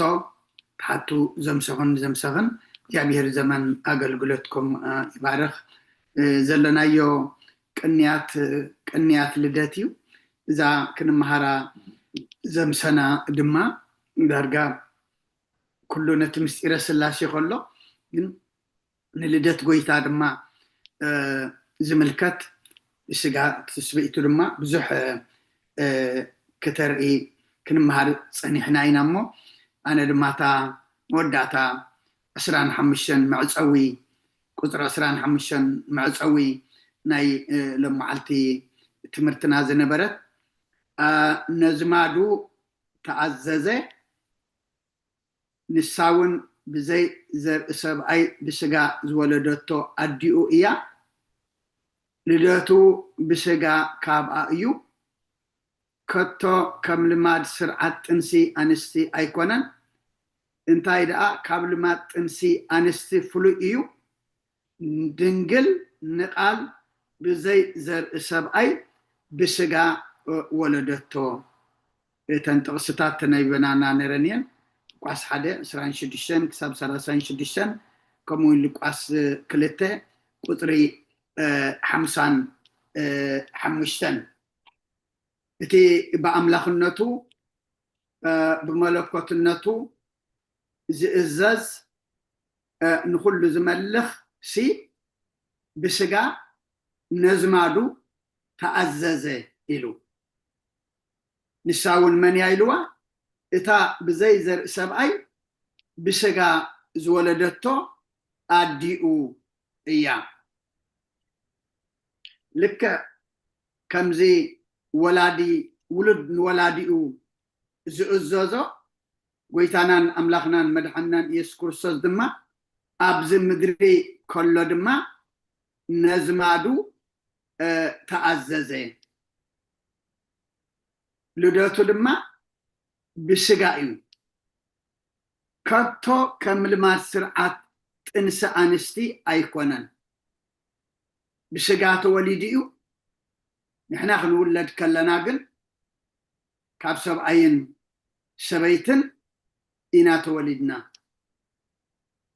ናይ ጎይታ ልደት ግና ከም ልማድ ስርዓት ጥንሲ ኣንስቲ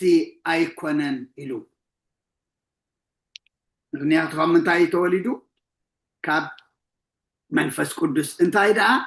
ካብ ልማድ ጥንሲ ኣንስቲ ፍሉይ እዩ ሰብ ብዘይ ዘርኢ ሰብኣይ ከመይ ይውለድ ንብዙሓት ዕንቅፋት ሎሚ ኣብ ዘመንና ዘሎ እዩ ኣምላኽ ኣይወልድ ኣይውለድ እናተባህለውን ንብዙሕ ሰባት ዕንቅፋት ዝኸውን ዘሎ እዩ እዚ ሕጂ ብዓይኒ ስጋ እንድሕር ክትሪኦ ኮንካ ከቢድ እዩ ዋላ ኣዴና ቅድስቲ ድንግል ማርያምን እዚ ኸ ሰብኣይ ከይፈለጥኩ ከመይ ኢሉ ይኸውን ምስ በለት ሓይሉ ልዑል ከፅለኪ እዩ መንፈስ ቅዱስ ድማ ክወርደኪ እዩ እቲ ዝውለድ ድማ ቅዱስ ወዲ ኣምላኽ ክበሃል እዩ ምስ በላ ገብርኤል መልኣኽ እንታይ ኢላቶ ኣዴና ቅድስቲ ድንግል ከምቲ ዝበልካኒ ይኹነኒ ኢላቶ ይኩነኒ በከመ ትቤለኒ ከምቲ ዝበልካኒ ይኹነኒ ድንግል ንቃል ብዘይ ዘርኢ ሰብኣይ ብስጋ ወለደቶ ምክንያቱ እቲ ጥንሲ መዓሲ ተጠኒሱ ኣብ ከርሲ ሓዲሩ ክትወልዲ ኢኺ ክብላ ከሎ ገብርኤል መልኣኽ ሽዑ ትቃል ዝብሎ ዘሎ እሞ ብዘይ ዘርኢ ሰብኣይ ብስጋ ወለደቶ እዚ ሕጂ እነኽብሮ ንቃራረብ ዘለና እዚ ሕጂ ንጾሞ ዘለና ጾም ድማ ነዚ ልደት